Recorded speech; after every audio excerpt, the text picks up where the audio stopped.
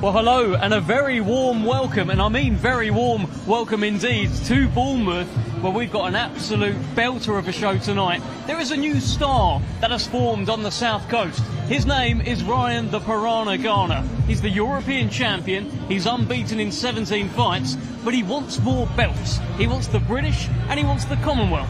But to get them, well, my goodness, he's got some test tonight in Reece Bellotti. That is your main event coming up later on tonight on DAZN. We've got 4 live fights for you coming up on this brilliant YouTube stream with a brilliant sugar boy, Royston Barney Smith, as my co-host. Royston, how are you? I'm doing great. I'm better now with that introduction. It was a good one. I liked it. Yeah, I mean, you are a brilliant young man who just needs to speak into his mic a little bit more, and then you're perfect. Sorry, I apologise. So, tell me about this main event. You've been around it a little bit this week. You saw them come face to face at the weigh-in yesterday.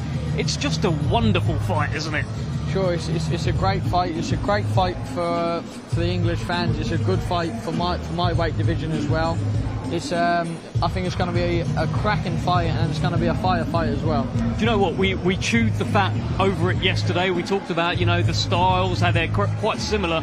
But one thing I never actually got from you was an outright fight prediction. So, Royston Barney Smith, this fight in your weight division that you're keeping a close eye on, what do you expect to happen?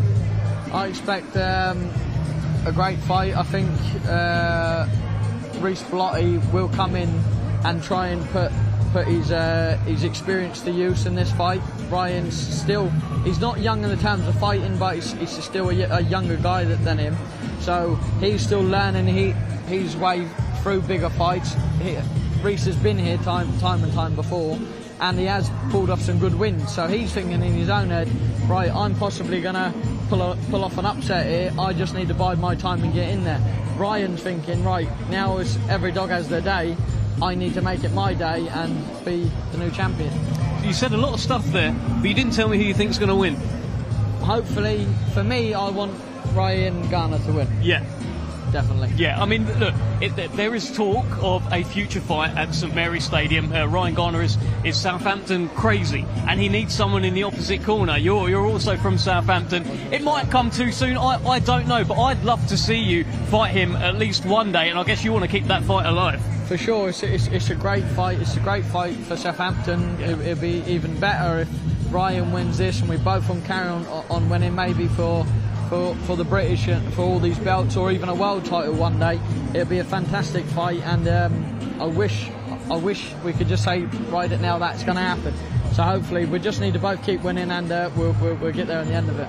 And you sparred Ryan when you were 16, I believe, yeah, right? 16, so yeah. What is it that he does so well? What is it that is going to be a problem for Reece Bellotti tonight? Reece Bellotti, he's very accurate, Ryan, with his work. He don't really waste a lot. Even though he's got a high volume of punches, he still hits the target. So Reece just needs to make sure that he is very defensively sound, because if not, Ryan will keep chipping away at him, and we'll make a dent in him, and that's when things start going pear-shaped.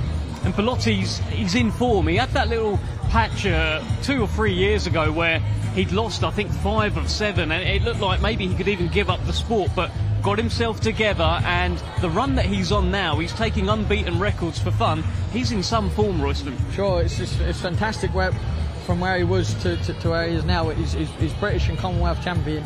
He beat Liam Dillon in a very good fight, become also an unbeaten fighter. He's on a great run at the minute, and he just needs to keep the momentum on his side in this fight tonight. He needs to feel that, right, I am rejuvenated now, I've scratched that ass in the past, this is the future, and he needs to crack on. Well, there is a fascinating fight building up just before that in the cruiserweight division. Bit of a crossroads fight. Your good friend, your training buddy, Alois the Animal Jr., stepping up in level, I think anyway, against Ellis Sorrow, who's competed at a high level. Been quite a tasty kind of build-up here. What are you thinking on that one? Sure, Lloyd's prepared for this fight day in and day out from the day he got the phone call. Also, it is a step up. He is a better set of opposition for Lloyd's. He has been there, he has done it, even though he had not a very good fight against Opataya.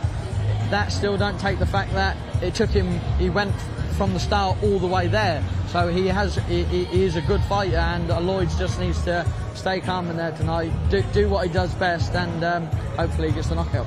Have you noticed a change in Lloyds at all? You've been training alongside him for a few years now. I'm seeing it. I'm seeing that there's this kind of inner confidence, which is he's carrying himself differently now. Are you seeing that in the gym? Yeah, he's got a good aura around him at the minute. He likes to call it greatness. That's what he likes to call it in the gym. So he's just been doing what he's been asked in the gym. So in my perspective, is he can be like that because he is ticking the boxes, he is doing the job, and if you're going to chat shit, and he does back it up, so it's all to him. Yeah, I mean, we apologise for the profanity there, and that's fine, Royston. You're not going to do it again, are you? No, he's not going to do it again. He is apologetic. But Ellis Sorrow, I mean, it's a tough one, right? I spoke to him earlier on this week, and he was cruising at cruiserweight. He was doing so well, 17-0, and he got the call. Do you want to fight Jai Opetaia in Riyadh? And at that point, it's life-changing money, and you think, you've got to take it, right? 100%. But his career's kind of gone down since. Gone down, but the fact of that, he was willing to take that fight, even though it was a very, very big ask. He still had to prepare 9-10 weeks for that fight, every day thinking, right, I'm gonna win this fight.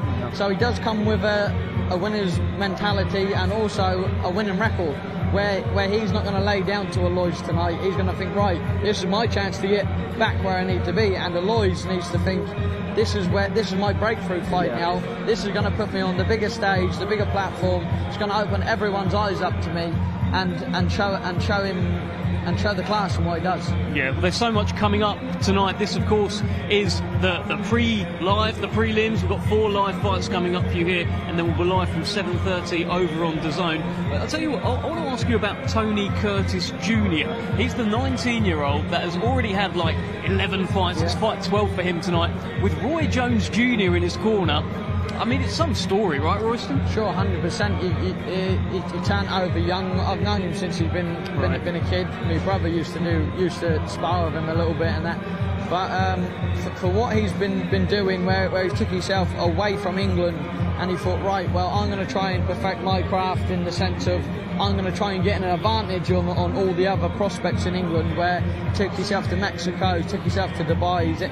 He's already had 11 fights, won 10. Yeah.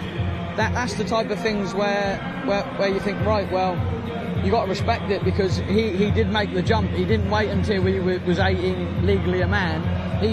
He took the jump as being a boy and thinking, right, I can do this. And also, Roy Jones had to see something in him. He's a great fighter himself, one of the best to ever do it. Yeah. So for him to have a connection with him there and also promote and back him and also train him is a wonderful thing, Tony Curtis. Listen, yeah, I mean, Roy Jones Jr. isn't the sort of guy that will just waste his time on just anyone. He's clearly seen something, and just like yourself, there's brothers underneath that. You've got Noah, there's a couple of brothers for the Curtis family as well, so a real boxing family. I understand you got to spend a bit of time with Roy Jones yesterday as well. What was that like? Yeah, I did. We went to. I had a chat with him in the weigh-in yesterday, and he went, "What are you doing?" I'm like, I was going to go there and go home. He said, "Do you want to come to the event with us?" I said, "Yeah, for sure." And Shane Mosley fought last night, and he invited me to go with him, and we drove up there together. It was for me, it was a childhood dream. He's an unbelievable fighter. I used to watch him when I was maybe 8, 9, 10, just before even starting boxing, and just watching him fight and actually be with him, it was just one of the best moments I could say I've ever had. Oh, that's amazing. Did you learn anything? Was there any kind of experience that he gave you? Anything he told you? One golden rule? Anything like that? He told me a couple of things. Always stay grounded. Never step beyond your means. Or also listen to your team. If your team say no, then you have to start thinking on their behalf as well, because their best interest is your best interest. So if they're saying maybe not this fight or that fight, or maybe we'll take a bit of a rest now, that's the type of things he was telling me you have to listen to, and I took that on board, and I was picking his brains about like some of the fights he had. He was saying when he fought James Toney and Bernard Hopkins, he was saying like they was his favourite fights by far, just because there was so much to prove on that behalf, where he was the top dog in that division at the time, and for him when he said he beat them two, he knew he was the man for the whole era of that. that stage of boxing. Amazing, just amazing that he's here. I love that. That is the world of boxing right now. We've ended up with one of the greatest fighters of all time, Roy Jones Jr. here in Bournemouth in the corner of an 11 or 10 and 1 fighter. It's brilliant. It's fantastic. It's a great story. What's happening with you then? Me, I had a bit of an injury. I was supposed to fight tonight. Sorry guys, everyone out there, but it's been postponed to a later date. The fight's still going ahead, everything's still the same, and just onwards and upwards for me. So that fight was against Danny Quartermain. Yeah. He's also unbeaten. There was going to be plenty of titles on the line as well. For you, it was your step-up fight. My breakthrough fight, yeah. And you must be gutted.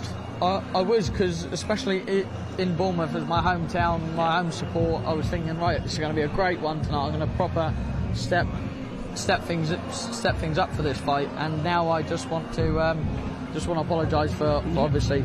Sorry guys, can't help it, but it just gives me more drive now for the new day, and just to put my foot to the mat now and take off. Do you? How improved do you feel you've been in over the last few fights? Because you're what, about 14 and 0 now, right? I mean, you are absolutely flying. You're soaring. This is a little bit of a setback where you can't fight, but you're going to get the fight. You're going to get Danny Quartermain. You must feel like you're really coming on, and it's going to be Royston Barney-Smith time soon. Yeah, for sure, Dev. Like I've always wanted a bigger fight. This is the type of things like I live for. The challenge is what I need to do. Like going to bed, waking up, thinking about that one person that I'm gonna win this fight, and that's what is gonna happen. I'm gonna go in there and bring the titles home. Good man. Well, listen, we've got 4 fights coming up for you live on the prelims. I'm hoping we can actually bring up a graphic here to just show you guys what we've got coming up. Of course, we'll be live over on DAZN from 7:30, but we've got 4 live fights for you. Let's have a look here. I mean, we've got Taylor Bevan, of course, the Matchroom super middleweight. Yeah. So that just points to the kind of growing friendship that there exists now between Queensberry and Matchroom. Taylor Bevan, the unbeaten super middleweight. He'll be on a little bit later on. Mason Payne will be looking to bring the pain, won't he, Royston? Definitely, for sure, Dev. And Frank Wood, fight number 2 for him against, the last man that you fought in Paredes. What can you tell us about him, Royston? He's a good, tough fighter. It's a good fight for his second fight. Hopefully that he comes through and shows the class. And Iman Zahmatkesh will be the one that kicks us off very shortly. He's unbeaten so far in 4 fights, managed actually by Sonny Edwards, who I bumped into backstage, and Sonny is waxing lyrical about Iman Zahmatkesh. I mean, they was talking about how he had a great fight with Pat Brown in the amateurs, ran him close. Apparently he hits like an absolute mule. I met him like maybe 5-6 years ago in Portsmouth, and he was down on a sparring day there, like when all the amateur gyms meet up and they spar. And I was watching and thinking, you're very good. Like, what are you doing here? He was saying, I come down. He said, I like boxing. Wow. So obviously, Sonny Edwards might have. Yeah, he's seen him. Well, that is coming up later on as part of the prelim show, and then from 7:30 over on DAZN. It all kicks off with a Midlands area super welterweight title fight. Amir Abu Baker 9-0 against Carl Fowle 10-0. Someone's O has got to go. It's a British title eliminator as well. And we then move on to the professional debut of Hassan Ishak. Now, Royston, you've made a few you've made one pro debut. You only get one, right? But is he going to be nervous? What are you thinking? Sure. When you come out, especially that time on the card, is prime time. Obviously, there was a lot of noise about him, so he's going to bring a lot of fans in. He doesn't want to say go the distance, because everyone feels like I went the distance, but it's not a bad thing sometimes. But all he needs to do is be calm underneath the pressure, put on a great performance, and everything will take care of itself. Okay, well, let's get this undercard underway. I'm ready for some boxing. Royston, you ready for some boxing? Definitely. Let's hear from Thomas Triber. Let's first welcome to the ring, Ryan Labourn.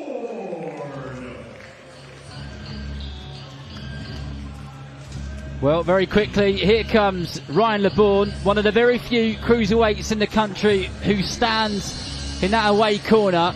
And what you need to know about him is he is one very, very tough man.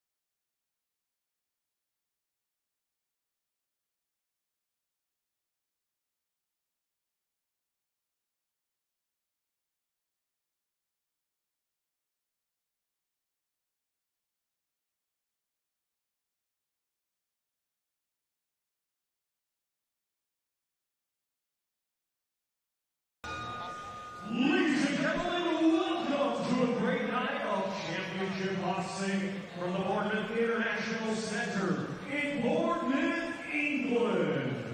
We get things started with the big boys of boxing, 4 rounds scheduled in the heavyweight division. It is being brought to you by Frank Warren for Queensberry, along with their great sponsors. Grati Season, 32 Red, Beauty Bet, That Prize Guy, and Boule Next Trade. A big thanks to those great sponsors. Let the bell rings, our referee in charge, and scoring this contest will be Lee Emery. Introducing to you first, right tonight out of the red corner, he comes to the ring wearing a white with black trim and weighing officially at 212 pounds. Coming to us from Bradford, England, he is a veteran of 34 professional bouts. Ladies and gentlemen, please welcome Ryan Garner.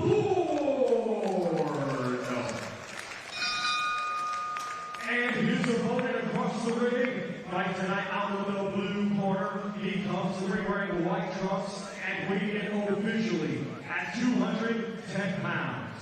Hailing from Chichester, England, he is undefeated with 4 wins. 3 of his 4 wins come by way of knockout. Ladies and gentlemen, here is Iman Zahmatkesh.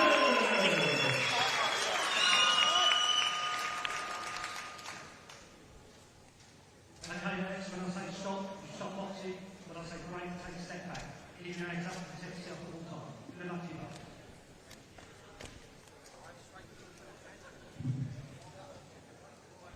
Well, here we go then. The first bout of the evening. Ryan Labourn in those white shorts with the St. George's Cross on the back, and then Iman Zahmatkesh all in white. Originally from around, now fighting out of the south coast of England in Chichester. As I said in the intro, not the first time that these two have met.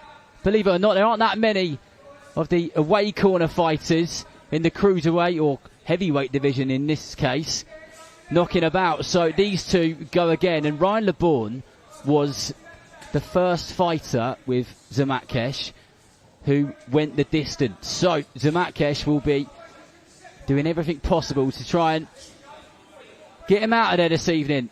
So if you're just joining us, a warm welcome along. You're joined by myself, Darren Reese, and Royston Barney-Smith. Good evening to you, Royston.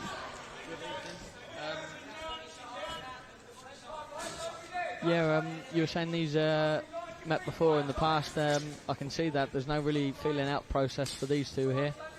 They're getting stuck into it.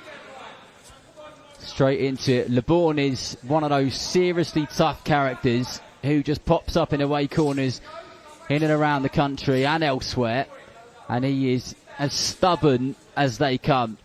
And Zahmatkesh, if you didn't catch what Dev was saying earlier on with Royston, is managed by Sonny Edwards, and he is well and truly singing his praises. But this is a good fast pace to kick the opening round off, Royston. You don't normally see this. Like you said, it's a bit of a feeling out process. We're not having that at all, are we? No, I don't think there's no love lost between these two. One man just definitely trying to get the stoppage to reclaim the stoppage ratio. So I think he's doing a great job at the minute. He's pushing the pace. He's not letting him set. He's keeping him on his toes at all times, and he's trying to corner him and try and loop that overhand backhand in like he did there. Zahmatkesh just got through with a short right hand there. Nicely done, but Labourn is a tricky southpaw if you haven't worked that out already. And he's got some pretty slick head movement, and he's not the easiest person in the world to pin down, because every time that you see him on the ropes, he doesn't stay there for too long. But just as I say that was a beautiful backhand uppercut from Zahmatkesh, and Labourn just looking at the referee, taking his time. And the referee has seen enough. It looked like there was something wrong with his knee there, Royston. Yeah, for sure. He's got knee brace on, but I don't think that was the issue. I think the other man just had way too much for him in that situation. He was working him down nice, He was working high and low. He was mixing the timing up with him, and the touches. He's done a great job there, and fair play to him. He's got his knockout ratio back now. Exactly. You could see from the get-go that he had one intention tonight, and I know you always want to get your fighter out of there, don't you? But he really wanted to get him out of there, and there was no stopping him, especially just over 4 rounds. I guess that's why we saw the fast start. Yeah, for sure. He had a point to prove, and he definitely did prove it. He's a great fighter, and I think we'll be seeing a lot more of it. Well, good. The South Coast, when it comes to boxing, is absolutely booming, and Zahmatkesh is another very welcome addition, alongside obviously Ryan Garner, who headlines tonight, and the man to my left, my co-coms, Royston Barney-Smith, among other fighters. But Thomas Triber is posed and ready, and he has the official time, and he'll let us know.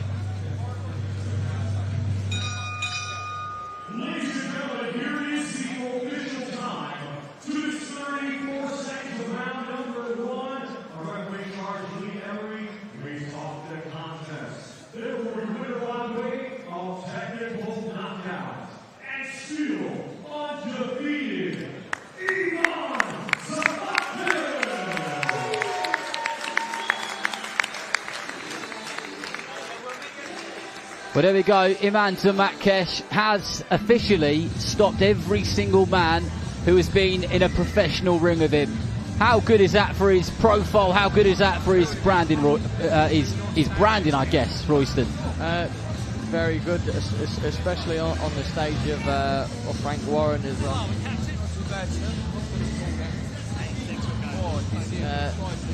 Very good at the moment, because Frank Warren is also seeing him now. He's seeing what he's all about. He's got a great manager also, Sonny Edwards. He's put on a great performance there in a nasty fashion. So I'll be keeping an eye on now myself, and it'll be good, very good for boxing. And when you put in a performance like that, how good is it for your own confidence as a fighter? Because everyone has those tiny little self-doubts, don't they? Yeah, for sure. You grow leaps and bounds from performances like that. Even though you didn't gain rounds, but you just gained experience in where that you know how to finish a fight. You know what it feels like, so you don't feel under pressure when it's not going your way as much, because you know you've got the self-belief there to turn it up and get the fire out there. Well, good for him. Sonny Edwards just sitting there with the team, posing for pictures, and a big smile on his face, which said, "I told you so." But Zahmatkesh has just made his way over to Dev, so we'll throw over to them now. Iman Zahmatkesh done in 1 round. You must be happy with that tonight. Yeah, I was very pleased with my performance, yes. Listen, that's 4 knockouts now, right? What have you got in there? Well, in this weight division, everyone can punch hard. I was trying to be like more calm than rushing it. So, but I guess when you are calm, it's more explosive than you are rushing it. Yeah. You're calm, but you also bring the storm, right? Listen, I was speaking to Sonny Edwards beforehand, your manager. He is, he thinks a lot of you. He's talking about how he wants to see you fight Pat Brown, a rematch from the amateurs. Talk to me. Yeah, well, me and Pat got history, and I got all this. He's a lovely guy. I really like him as a person, but end of the day, we would love to have a fight again. There will be a cracking fight. We both go forward fighter, and it's going to be like a fight everyone wants to see. So, yeah, I can't wait for that eventually come on. Well, he's a fighter very much on the up. He's getting a lot of hype right now. How do you think you could fare against him? How do you beat him? Yeah, listen, we are both going forward fighters, and the only way you find out, put us in the ring, you'll find out. So you'll see at the night. It's gonna be good, right? Good. People would be for a treat on that if that fight happens. Hopefully it does. Listen, Iman, I know your journey has not been an easy journey, so just to be in there competing on this level is fantastic. Must mean a lot to you. Yeah, when I came, I had nothing. From sleeping in the street to where I am today, I'm over the moon. We are just keep on grinding, keep on progressing. That's the main goal. Yeah. Were there moments where you thought about giving up?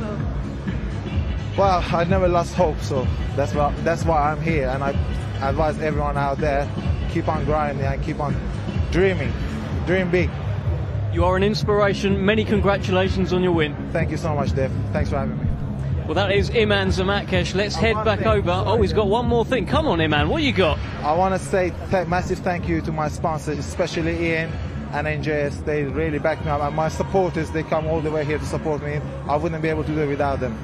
Thank you. There you go. Listen, we can't do anything without sponsors. Let's bring Royston Barney-Smith back in. And Royston, I mean, you talked about how Iman Zahmatkesh is a bit of a bruiser. He can hit you, he can hurt you. Well, he hit him and he hurt him. No, for sure. I like the way he went about that fight. He tried to. The other fella survived through the last fight he had for him. He went in there with bad intentions tonight, and he definitely delivered them. I'm hearing, by the way, Royston, that you're, the man that you were scheduled to fight here, Danny Quartermain, he's going to be here tonight. So. Is there going to be a bit of argy-bargy, a little bit of a push and pull? Or what are you expecting if you cross paths? I think he'll be all right. Yeah. Personally, I think he'll be all right. But on my behalf, I'm very disappointed in the fact of myself for not fighting on this card tonight, and I just can't wait to get my hands on him in there when I do get in the ring with him, and I'll definitely show him who's boss. Were there any messages exchanged between you two? Sometimes fighters do that, sorry bro, I couldn't do it. But... No, he's very respectful. He is what he is, and he hasn't got a lot of animosity against me in such. He's a nice fella, but it's different out the ring than in the ring. So when we get in the ring, we'll see what it's all about then. Yeah, we certainly will. Listen, you are the man who is flying right now. A lot of fight behind you. Good to have boxing back on the south coast as well. It's becoming a bit of a regular feature for us. Yeah, for sure. It's great for me. It's great for everyone down there. It went dry for a little bit. Now it's back up flying again, as you can see tonight. And I can't wait to start headlining down here and start getting on bigger shows and start getting a name back for the South Coast. And obviously, listen, you're from Southampton, Ryan Garner's from Southampton. I think everyone wants to fight in Southampton at some point, but the venue-wise, there isn't quite a suitable one. It's like St Mary's or nothing, right? Yeah, definitely, for sure. But around Bournemouth, Portsmouth, there's a lot of areas, but that's my dream one day, to get in the St Mary's football stadium, and so is for a lot of other fighters from down here. So hopefully my dream comes true one day. Listen, I'm being told we've got a little bit of a time to have a chat, so I'm keen to get your view on what we saw last week at Wembley Stadium. I mean, it doesn't get bigger than what we saw in terms of undisputed heavyweight title fight. Daniel Dubois, Alexander Usyk. What did you make of it all? I thought it was a great fight. I think Dubois did try in times, but when you're fighting someone like that, you have to be 110%. If not, there's no point even really trying it as such. And what I was seeing in there was one of the best Usyks in a fight what he's ever been. He went in there, he set the tone pretty quick in the first, second and third, and then that was all she wrote, really. As a fighter, when you're watching someone like Alexander Usyk, are you just like taking notes? Like, can you watch it as a fan or what? No, boxing now for me is more like a job. I can't really just sit and enjoy it anymore. Yeah. I'm thinking like, what would I do in there? How would I get around the things that he's doing? And no, but watching him, it's like artwork. It doesn't change. The things he does, the things he sets up. Even like the way he even moves around the ring, he positions himself well, stuff like that. You can't just gain overnight. That's years and years and years of work, and well, it all paid off for him. 100%, it definitely did. Well, are you ready to watch some more boxing? Hopefully, it lasts a little bit longer, but if these knockouts keep coming, I won't complain. Who knows? Let's find out. Here's Thomas Treiber.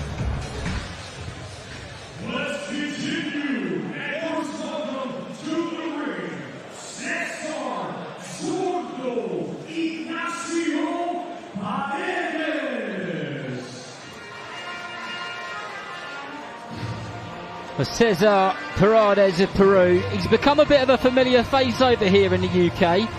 We saw him in with Charlie Senior a couple of months back, where he had a cracking fight. And then we also saw him the last time that we saw my co-coms, Royston Barney-Smith. You never really know which version of him is going to turn up, but we hope tonight it's the one who's come to battle.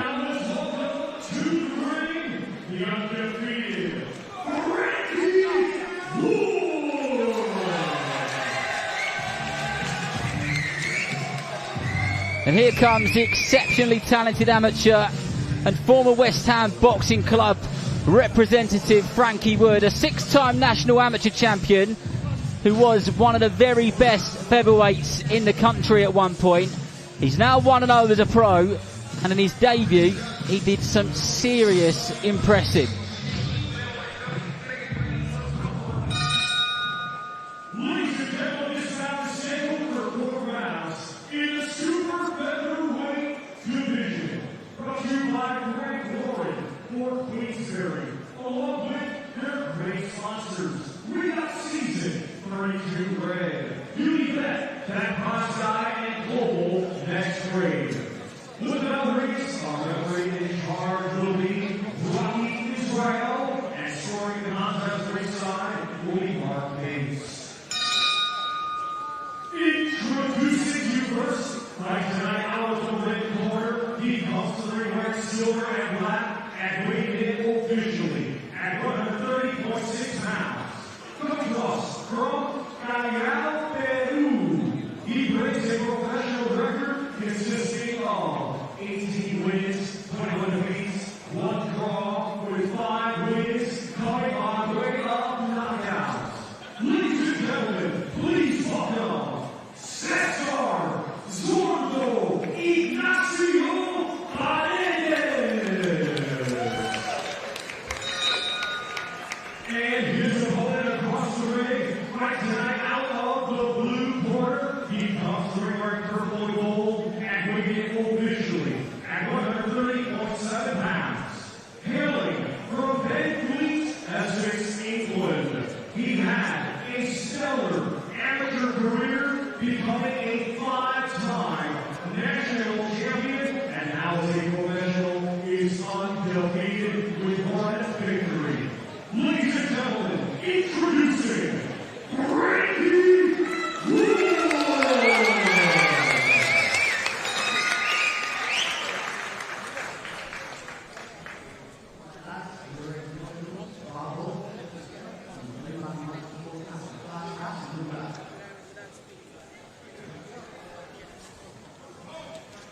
Well, here we go then, bout 2 of the evening. The first one didn't go past the first round. Let's see how these two do. Frankie Wood boxing out of southpaw stance in those purple and gold shorts, straight on the front foot with that jab, and Cesar Paredes of Peru in those silver shorts and the black boots, also boxing in the southpaw stance. One of your previous opponents, Royston, he was a bit of a nightmare, wasn't he? But probably for the wrong reasons. Yeah, for sure. He can be very negative at times, especially if you start catching him, and that's the job at the end of the day. But Frankie Wood is looking good right now. He's working off the jab nice and bringing the body shot to him. He certainly is. There's a really nice double jab there, and then just dropped down and threw that straight left hand to the body of Paredes. And he's doing a good job of just starting this at a decent tempo and giving Paredes plenty to think about. And he's clearly the more aggressive fighter straight away and holding the centre of that ring. I like what he's doing. He's trying to draw him in where he's using the jab there, and he's thinking, right, I'm going to let you try and counter me now. He just needs to just be set and just be very patient, and it'll come. Good jab to the body there from Paredes.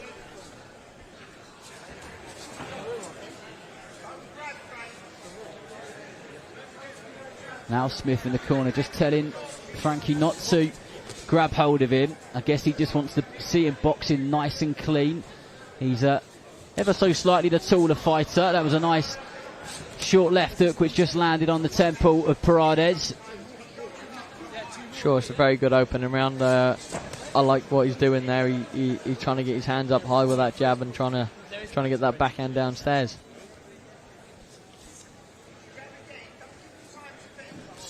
think you're bang on the money. He's really trying to draw him in here, isn't he, Woods? But are we starting to see Paredes, the negative version of him, already? You've been in there and done 8 rounds of him. Does that look like the type of fighter we've got turning up tonight, Royston?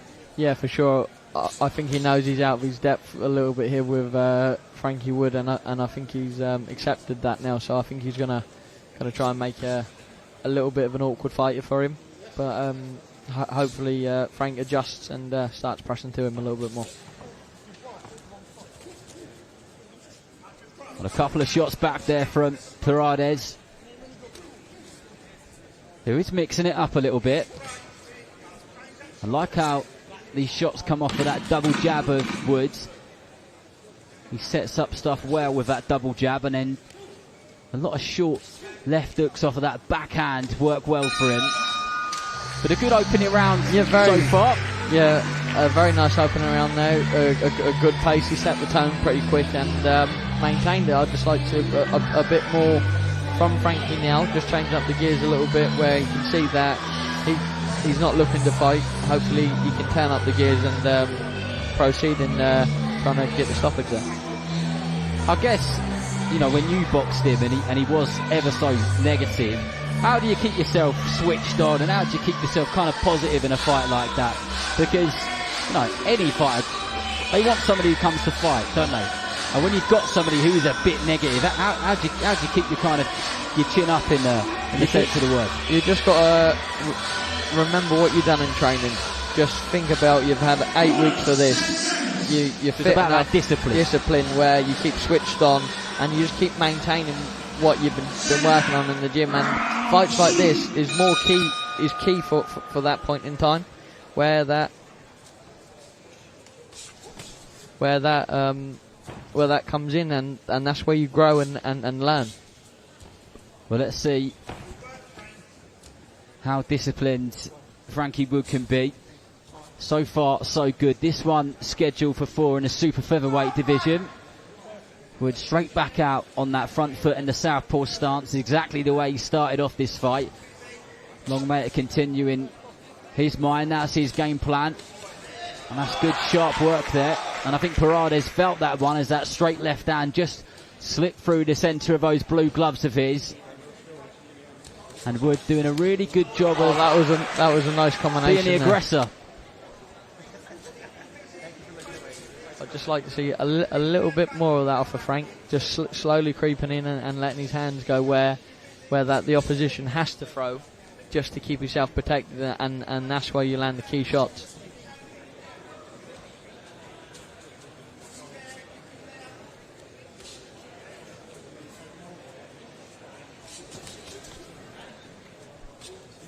Good fast work, good shot selection, but that was a decent straight left down which got through there from Paredes, and they're the type of shots which he needs to just be wary of.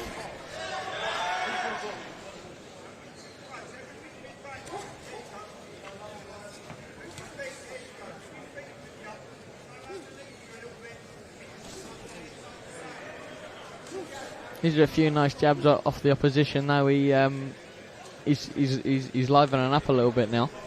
It's good to see. It's good to see you got more of a fight in your hands when he livens up.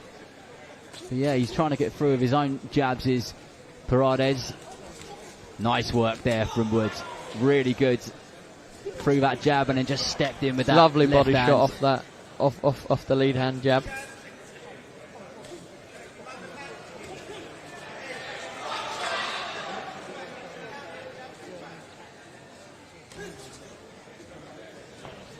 Get a sense that with Woods, there's plenty more gears for him to go through. He doesn't look like he's really out of first or second gear, does he? He's kind of going through the motions. He looks sharp, don't get it twisted. Yeah, for sure. He's just thinking of the best way now in his head, what I can see of being able to get a bit closer and letting his hands go a bit more, and I think he will do in the next couple of rounds.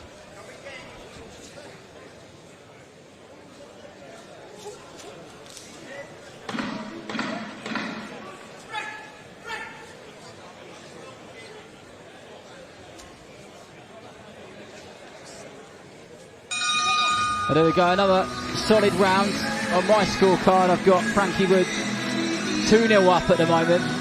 Doing really well, good shot selection, everything's working off of that jab. Discipline was the word which Royston used earlier on. Another discipline round? Yes, sure. He's boxing well. He's in it. Everything he's supposed to do. I would just personally like to see him just change up the gears a little bit more and just let his hands go. But a performance like this, you can learn bundles and bundles of experience from it. Where in later fights on in your career, you can remember back in certain times thinking, right, well, this is what I should have done then. So now I'm going to do it now, and you have the rounds underneath your belt as well. These types of fighters, they're really important for your career, aren't they? Super important. Yeah, for sure. This is your bread and butter. This is where you learn your craft. When you do start fighting for titles and better opponents, this all comes into play later on in the game. All a part of the apprenticeship. Well, this is fight number 2 in the pro ranks for Frankie Wood, who was a very successful and a very, very good amateur. And you can see that he's got that pedigree there. He certainly does look like a 2-fight pro. There is plenty of options for him. He's got good feet, good fast hands, and he knows how to mix it up.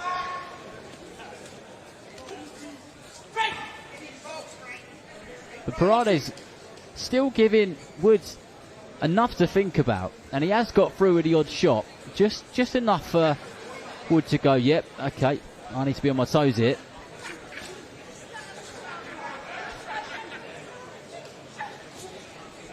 That is a nice jab from Frank, though. He's landing it, even though it's not looked like it's landing, it's just creeping in through the guard.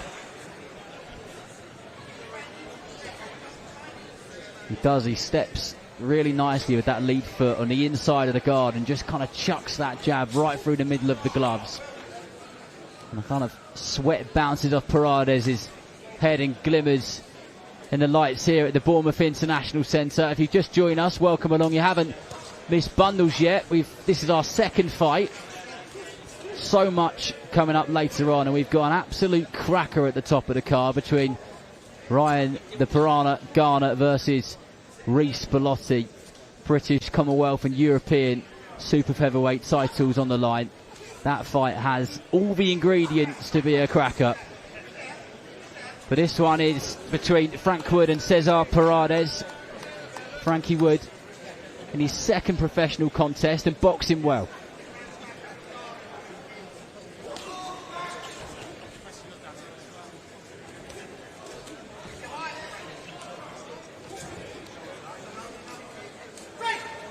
Paredes gets through with the odd sneaky one as well, doesn't he?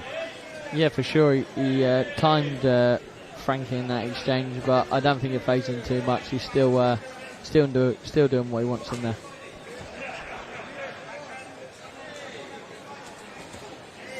Lovely right hand there, which followed on from a double jab there from Frankie Wood. He's just getting his timing now, and you can tell that because a couple of those counter straight left hands have landed perfectly.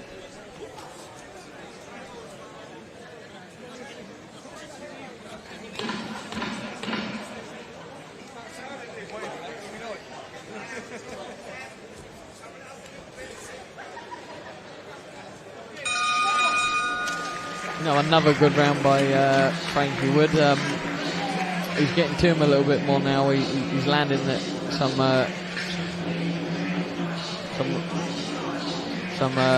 nasty shots.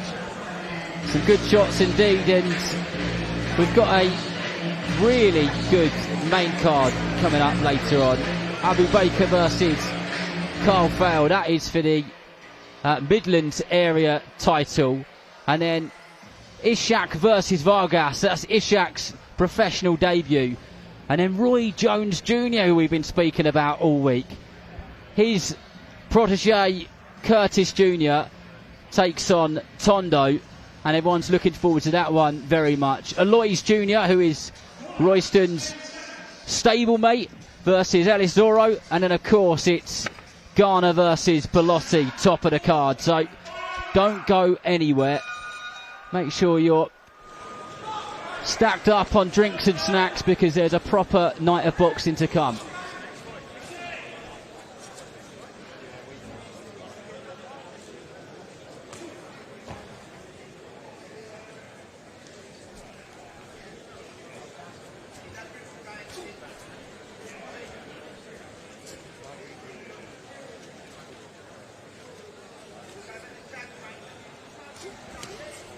Frankie Wood just still trying to suss his man out in this fourth and final round.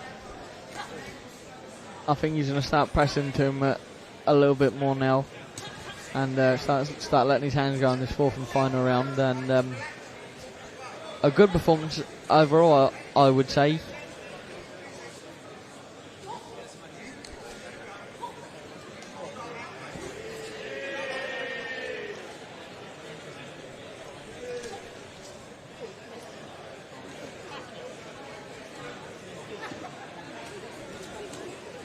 Paredes still having a go.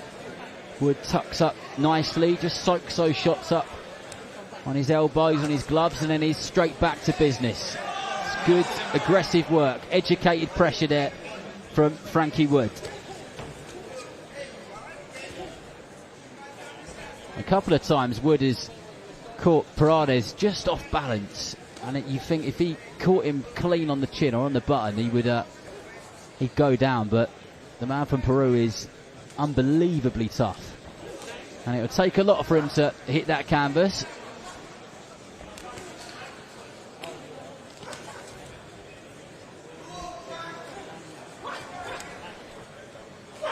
Good switching up there from Wood. Body then head. Body then head when he got him in the corner.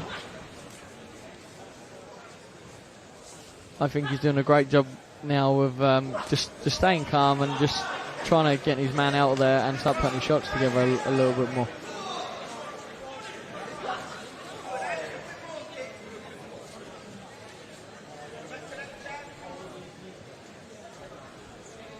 It's definitely been one of those fights for Wood where I'm sure him and his team can look back at this and there'll be loads they'll be happy with, and I'm sure there'll be some good examples of what he can improve on, what he can change and switch up a little bit.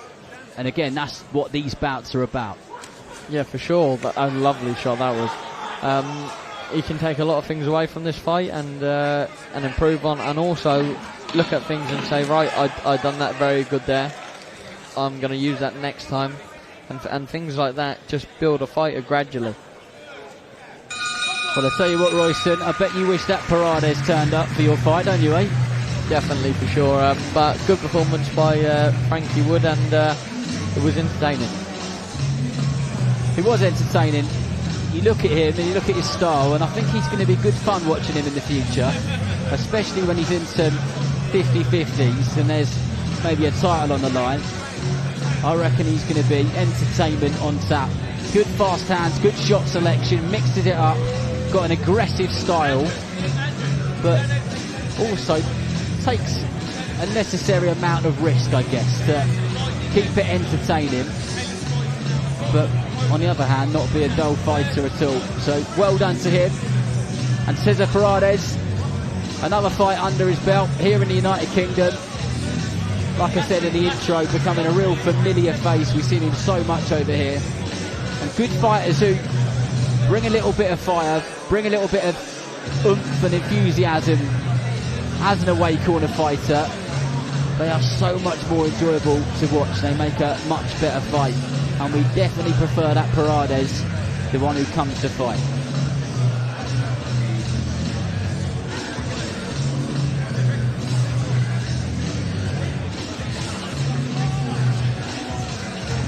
Well, Thomas Triver just grabbing the score from the referee, and he has it now, so we shall head over to him.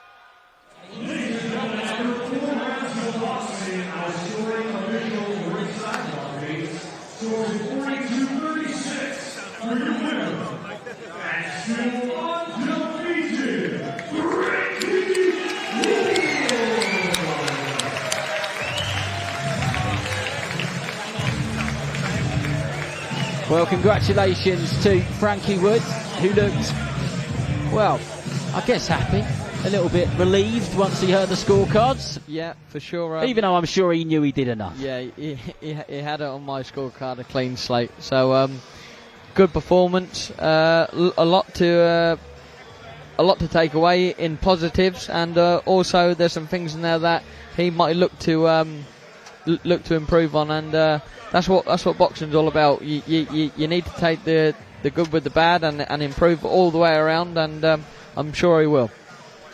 Well, very well done to him, and he's with Umar now. Okay, so I'm joined here by a victorious Frankie Wood, just done 4 rounds in there, your second pro outing. How would you assess that just coming out of the ring now? Firstly, I want to say thank you to everybody who's come down today. I really appreciate it. Frank, Francis were on my team, and obviously Alan, Eddie Smith and Paul. Yeah, it was a good performance. I've been out 9 months out of the ring, so let's get the ring rust off and get back in the swing of things. Yeah, of course. I'm sure, look, you've been working obviously really hard with Al in the gym, and the improvements that you made from your professional debut, did you feel those as the rounds were going on tonight? Well, I've been feeling them in the gym. Obviously it's different on the night, so obviously I'm definitely better than my debut. I'm maturing, I'm getting stronger. He's a very tough guy, like he's been in there, some boys who have a lot more experience than me, and he's a tough guy. So yeah, I definitely want to get out again. I want to get out another 2 more times, and then next year you'll see the best of me, I believe. What is it that Francis is saying to you? Just stay as active as possible, is that the plan? He's saying regardless, even though I'm saying with Queensberry, regardless of where the show has to be, I'll just box in it, and that's completely understandable. When I'm closer to London and closer to the place, I will get the 200, 300, 400 tickets, and that's what. There weren't too much of an atmosphere today, but when I'm in London, you'll call even the big stadiums, you'll still hear it. Good though to kind of come out of London for yourself, and only your second fight, and get a bit of experience of fighting around the country, because you might be on some big shows across the country hopefully one day. Yeah, well it was pretty much a link to the amateurs. Obviously when I went to the Worlds and Europeans and all these places, I was away from home with no family, standing a lot worse hotels than the Marriott, I can tell you that for free. But yeah, I prefer it, to be honest. It gets me away from distractions, it gets me away from everything, and it just lets me focus with my team. Al, can we bring you in for a second please, mate? Come in. Just talk to me about this young man's talent. Obviously, second outing, Al. Happy with the improvements that you saw from perhaps the first fight for Frankie? Yeah, definitely. Look, he's only a young kid. He had a stellar amateur career. Come from a great club. He's been to a couple of other clubs, you know, so he's been well taught by good trainers. So, yeah, it's a perfect opponent for him to learn, not make mistakes. He's cagey, he closes up. It's an improvement from the first one. And yeah, he didn't put a foot wrong. You just got to learn how to open kids like that up. Over 4, it's hard. But yeah, really pleased. Great performance. Trains hard. Yeah, really good. Look, you worked with some tremendous talents. What is the ceiling for Frank? Listen, do you know what? He wouldn't be in our gym if he couldn't reach a certain stage, and that's unfair to put pressure on him. You don't win them type of national titles, go to the gyms he's been, and not really about to get a certain type of level. He's with Charlie Senior his own weight, the Olympic bronze medalist, and he's helping Sam prepare for his world title. And if he's good enough for that, it shows you what we think he should get. Well, listen, you're in good hands with Al, good hands with obviously Frank and Francis. Just leave the final word to you. What is it that you want next, Frank? Just keep busy, as we said. Yeah, Five guys. Yeah, I want Five guys, sorry. Eric Chisora style. Yeah, no, I want maybe 5 more opponents this year. Maybe that'll work instead. 5 guys and 5 more opponents this year. Well done, Frank. Speak soon. Yeah. Okay. Well, listen, Frankie Wood making his second outing there and bringing in Sugar Boy. Come in. What did you think of Frank up there, his second outing? I thought it was a good performance. He showed what he needed to do in there, and he was doing the right things at times, maybe coming away from it a little bit more at times, but overall a good performance for his second pro fight. Okay. Look, I know this must be a bit weird. You wanted to be obviously in action tonight with Danny Quartermain. So is it a bit weird being here? I'm not sure if Dev's already mentioned it to you, but just being here at Bournemouth when you're supposed to be in the ring really tonight. Yeah, for sure. When I walked in, I was thinking, what a good venue to box at. There's not a bad seat in here, realistically, and I would have loved to got in here tonight and done the job, but unfortunately I couldn't do it. But that's been put back to a later date, so to be continued. I do believe he is coming tonight, right? I don't. I've heard he is coming. But anyways, what are you expecting from Ryan Garner and Reece Bellotti? You're going to be backing Ryan, of course, yeah? Yeah, for sure. I want Ryan to win the home fighter. I think it's going to be a fantastic fight. I think there's going to be times in there where it's uncomfortable for both of them. Not because one's better than the other, but just the styles make fights, and it's going to be a great fight. Listen, we know Ryan's style. He's all out, you know, relentless. He will sit there sometimes, and I guess that is the point of victory for Reece. I mean, we know he's a big puncher. He's got tremendous left hook. So when they are exchanging in the pocket, I guess that's Reece's best shot at potentially winning this fight. Would you agree with that? Or yeah, for sure. Reece is coming in with a better knockout ratio than Ryan, but Ryan is also dangerous as well. He throws a lot more punches, and he is very accurate. So over a period of time, it will take a toll on you. So time will tell when they're in there. Got to ask you about Alois. He's making so much noise in this division now, in boxing really, British boxing. He is so confident. He's saying, look, I can take Elizora out 101, whether it's the first, second or third. You see this man up close every day. How hard does this guy punch? It's ridiculous, and it's not even that. It's not even that it's a hard punch, but it's so explosive when he lets it off. It's where, like, when you're on the bag, you're like, whoa, it was that, and then it's like it's Alois standing there. So I think it's going to be a great fight, and I think Alois is going to learn a lot from this fight. It's not the fact of when Alois is going to knock him out, because Elizora is a good fighter. He has been there, he has done it, and I believe this is going to be a big breakout fight for Alois Jr. Well, listen, he's stopped David Jamieson in tremendous style away from home. If he does stop Elizora, as you said, he's been, you know, right there. He's knocked out Jose Burton. I know the fight with Opatai didn't go his way, but he's been with the best cruiserweight in the world. So if Alois does a real job, like, he's looking at, you know, world title perhaps next year some point. I'm sure Frank can deliver that. He is that talented. He could fight for a world title some point next year. Yeah, for sure. Like, when he trains in the gym, he doesn't go in there with 50% of his heart into it. He gives 110% every day, day in and day out. So that's where you can see the massive growth in him in such a short period of time, is that he is very focused in his craft, and that's all he wants to do is box, sleep boxing, drink boxing, and repeat over and over again, and that's the great thing about him. I've seen a change in him in the last sort of couple of fights, you know, with the Jamieson lead up to this. In the gym, have you noticed a change in terms of the man? He seems in a different headspace about how confident he is and what he wants to achieve. Have you seen him change at all as a man recently? Yeah, for sure. He's getting a bit older now. He's maturing into the person that he wants to be, and you'll see that. Like, you've seen it all fight week, really. The things he's saying, the things he's not saying. He's telling him when he's going to knock him out first, second, third, and I believe he can do it as well. I mean, the talent at your gym, at Ben Davis's gym, is remarkable. I mean, obviously yourself, Moses Atalma, who we'll come on to in a second, Alois, the McCormack brothers. It's an insane gym when you look at it. I'm just talking about, obviously there's more experienced guys in there like AJ and Fabio Audley, but just the young crop. There's so many potential world champions there. Yeah, for sure. The gym is buzzing at the minute. It's never been so packed before, and the great thing about it is that we're all pushing to the same goal. So, like, you know, when you can see one person climbing a little bit more, you're like, right, well, I can't be left behind. I need to catch up as well. And iron sharpens iron, so that's what's happening there. Let's come on to Moses Atalma. Obviously, not long to go now till August 16th against Dillian White, who's been at the top of the sport. Dillian White, he's fought everyone practically: Fury, AJ, Parker, Oscar Ribas. You know, he's been in with some top guys, but I think Moses definitely has the capabilities of producing, sort of a standout victory that can send a statement to world boxing. I guess that's the plan for Moses, because Dillian White's a big name, but that man's on some run at the moment, and he'll be looking to carry on. Yeah, definitely. He's a fantastic fighter. He always has been. But don't get me wrong, it is a step up big as well. Step up. He fought the names, like you said, Tyson Fury, this one, that one.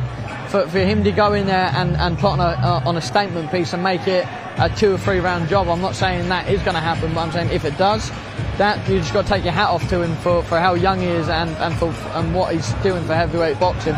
He will end up taking it over. That isn't out of the question though, is it? Because he's so explosive, so agile.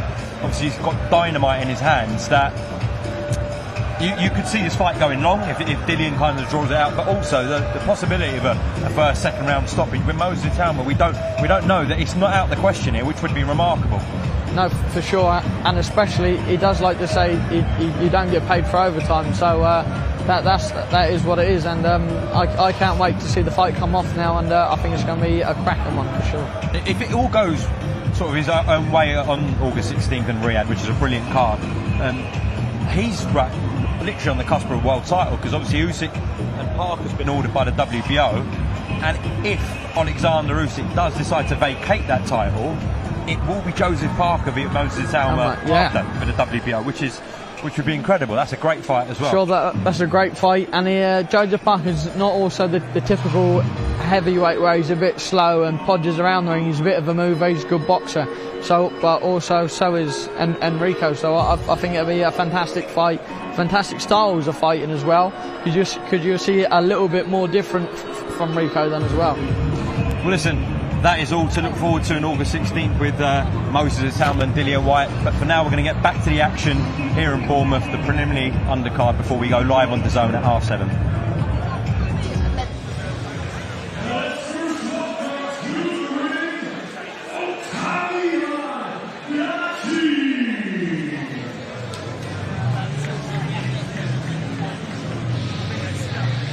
Well, here comes Octavian Grati, one of the most experienced and one of the toughest away corner fighters on the circuit. In 88 defeats and in 10 years of professional boxing, only 3 people have been able to stop him inside the distance. He's tricky, he's double awkward, and he's one of the most durable journeymen that there is to offer.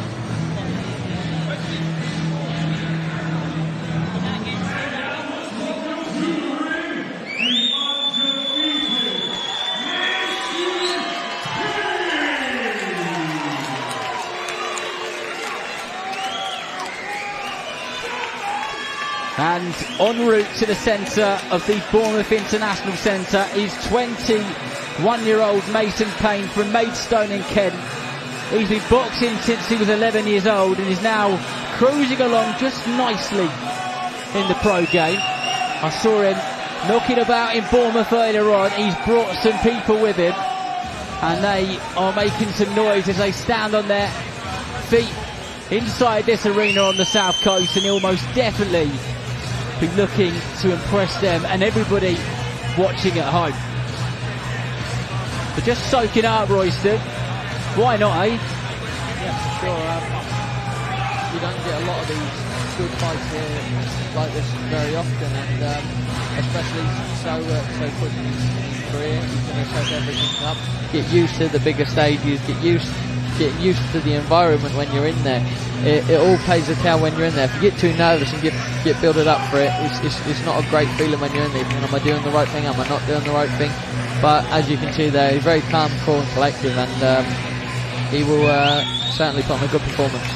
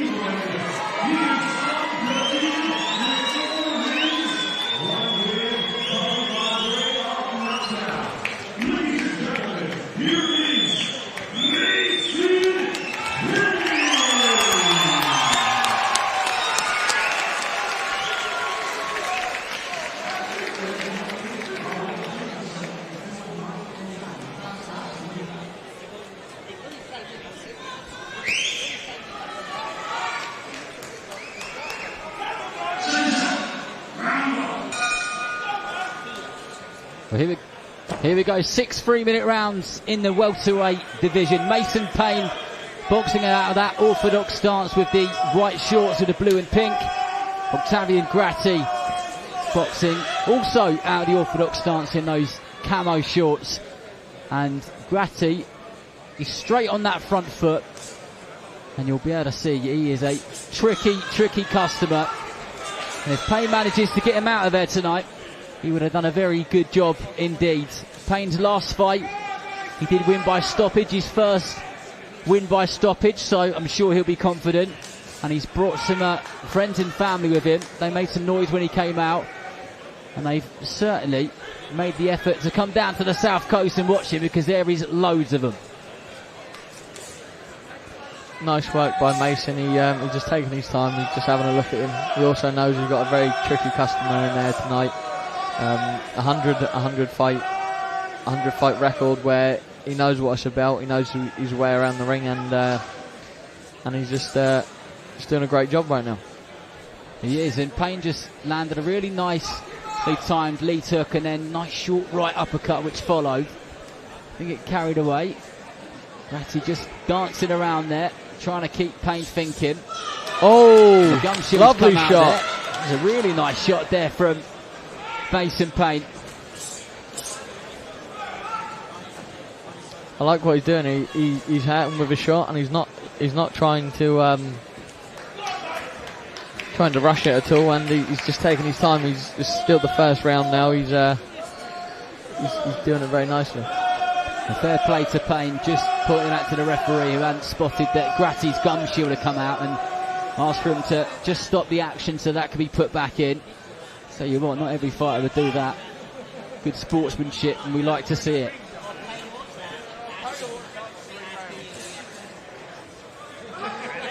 I'll tell you what, Royston, this is the most relaxed I've ever seen Mason Payne. And I've done a few of his fights, or a couple of them at least.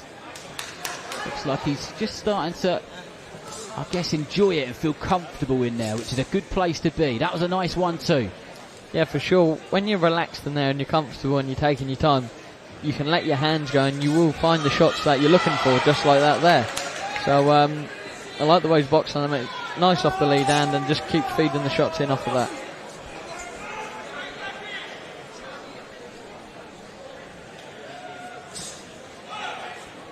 Let's see if he can do plenty more of the same. But he's certainly got a live opponent in front of him. Good timing there with that straight right hand there from Payne once again. The shot is working well.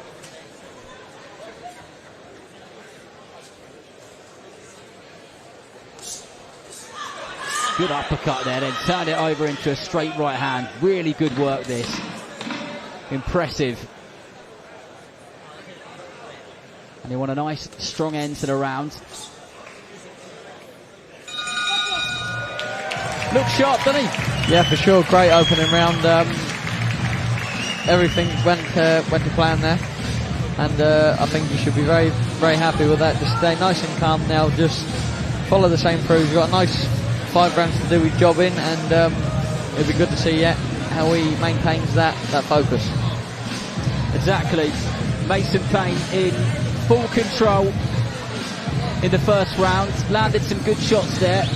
Throws a lovely right uppercut and then turns it over into a straight right hand. But my biggest observation is how comfortable he looks in there, how relaxed he looks in there, which is good to see. He's progressing very nicely. And Octavian Grati, he's been in there with every single style you could possibly think of. When you think you've got him out of there, think again. He's one of them.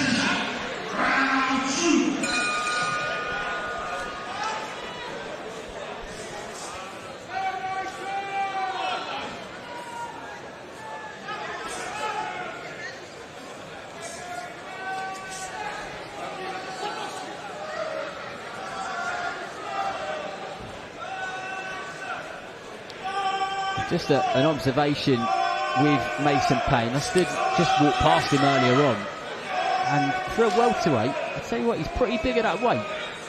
Yeah, for sure. He's definitely got growing room for that weight as well. He's very big for a welterweight.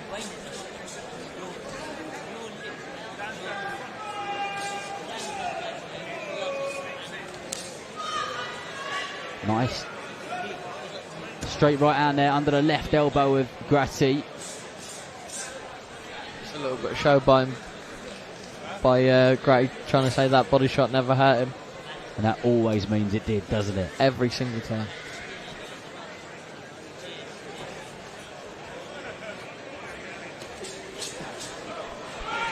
That was a nice combination there. He overcommitted, and Mason Payne definitely made him pay for it.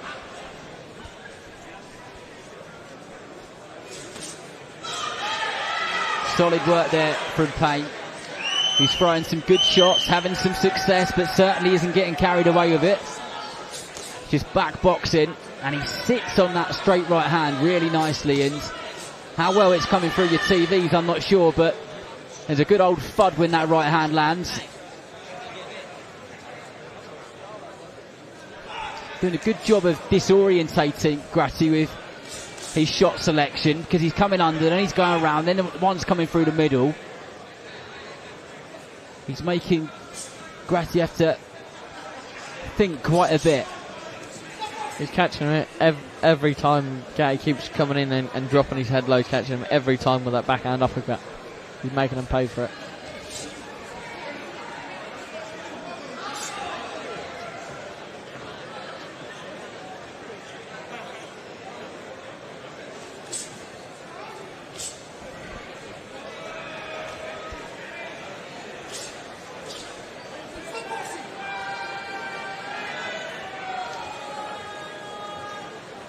Referee just having a quick word about the heads, I believe. Don't want anybody getting cut.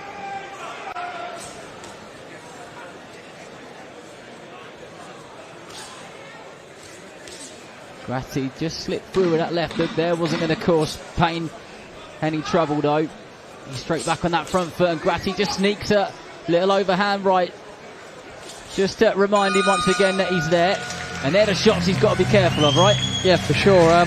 You can't be caught getting very lapsy in this game, because everyone knows that it only takes one punch. But I think Mason's got this under control all the way around the board. I just think he needs just to keep focused a little bit more. But another great round, and I can't wait to see more of it.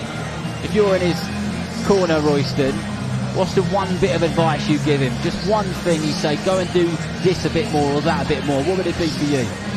I would say just follow up on your shots a little bit more, because you're catching him when he's not set, and he's getting that lead, the backhand uppercut off. He's not following that up enough, but apart from that, I think he should be all right. Well, so far, so good. The last time that Octavian Grati was stopped was 3 years ago in Germany, back in 2022. He's had some fights since then.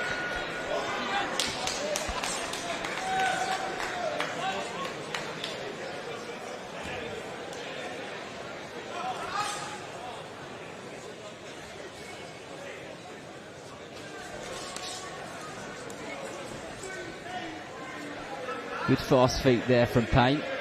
Makes Grati miss.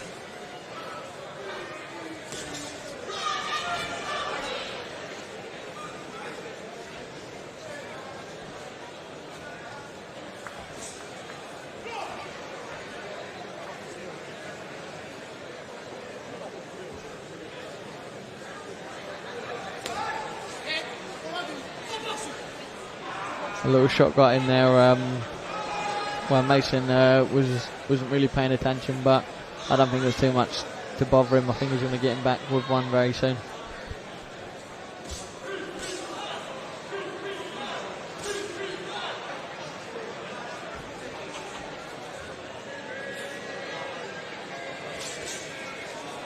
That right uppercut lands again there from Payne. Over and over again he's caught Grati with that one. And Grati looks like he hasn't necessarily run out of ideas yet, but maybe not too far from it. The shot he's been trying over and over again is a bit of that lunging left hook, and Payne's good at using his feet just to open that gap up, make him miss, and then make him pay.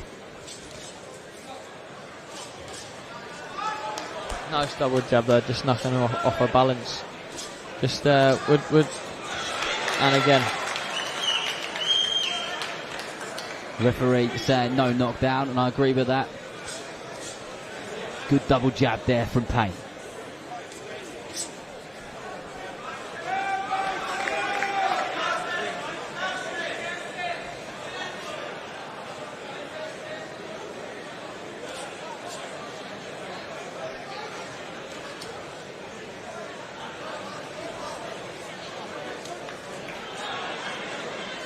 Payne certainly enjoying himself. Yeah, for Big sure. white gum shield is shining through from that smile. He's trying to taunt him, Grati, but I don't think he's paying to any of his nonsense. He's just clearly just the better boxer, and he's definitely showing the class.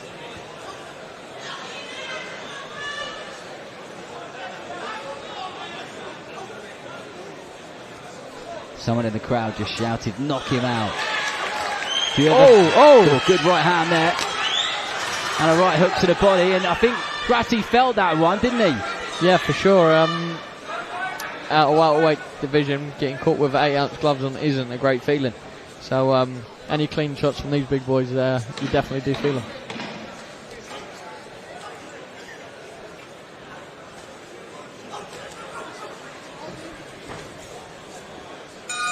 Well, that was the closest which Payne, I guess, came to getting Grati to go to the canvas. Not quite there, but he caught with a couple of good shots there. People obviously can't see you, but me sat next to you, you're kind of trying to urge Mason Page to just come forward a little bit. Yeah, for sure. I'm a big fan of boxing, and when I'm watching it, I do get caught up on it, and I just like to see Mason, after them bigger shots get landed, maybe just step a little bit closer and put 2 or 3 together. They don't have to be very big, they just need to get him thinking where he can maybe get him to throw again and catch him with another big counter.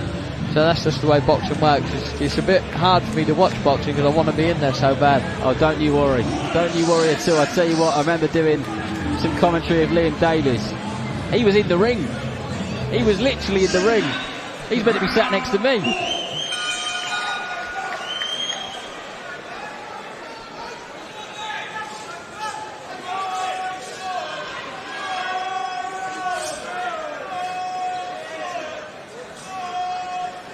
Both fighters straight to that centre of the ring.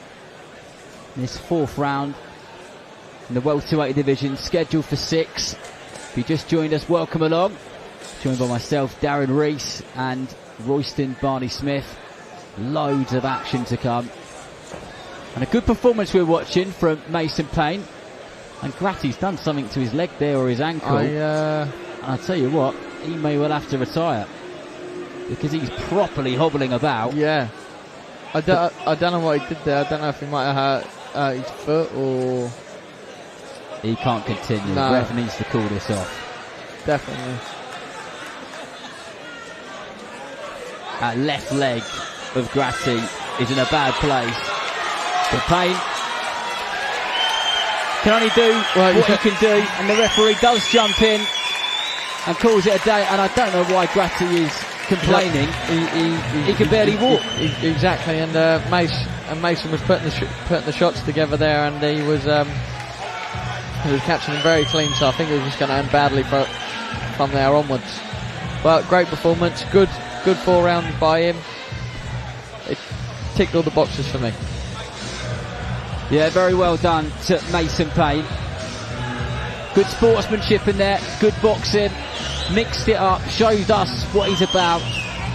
He's always said in interviews and so on that he's happy boxing on the front foot and also on the back foot. He's a bit of a box fighter, I think is the phrase which he used. But Octavian Grati definitely done something to his leg or his knee, but he's now complaining to the British Boxing Board of Control official, jumping up and down, but unless our eyes were mistaking us, he didn't look like he was in the best of places. But a referee calls him together, and Grati still complaining to the referee. He did have a problem with his leg, I can tell you that. 100%. 100%. No doubt he had some more fights in the calendar, but Thomas Triver is posed and ready, so we'll go over to him now.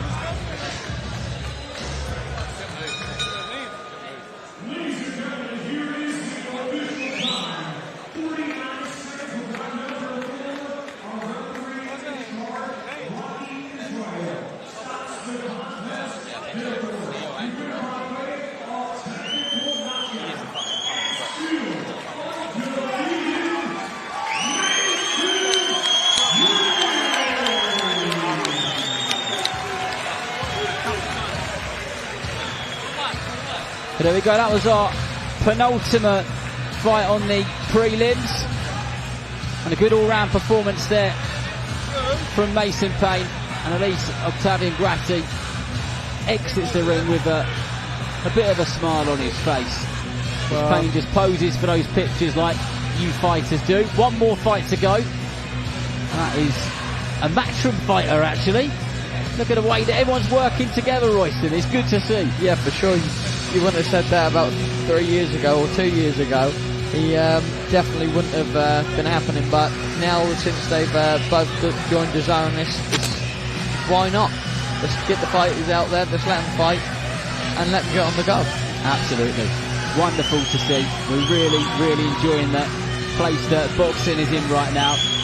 And Mason Payne just does a backflip. Unfortunately, that landed just nicely. The perfect way to end a solid performance. Definitely, for sure. And he joins Dev Sani now. Mason Payne, my goodness, that backflip. I mean, if I did that, I'd be in pain. Best one yet so far, isn't it, that one? What'd you give it? What'd you rate it out of 10? I mean, the performance or the backflip? Everything. I mean, for me, I think you're a straight up 10, Mason Payne. Come on. The ladies say the same. The ladies say the same. How was it for you in there? How would you rate your own performance? Yeah, good. It was my first 6-rounder, so I thought I'd be nice and relaxed, which I showed, I thought.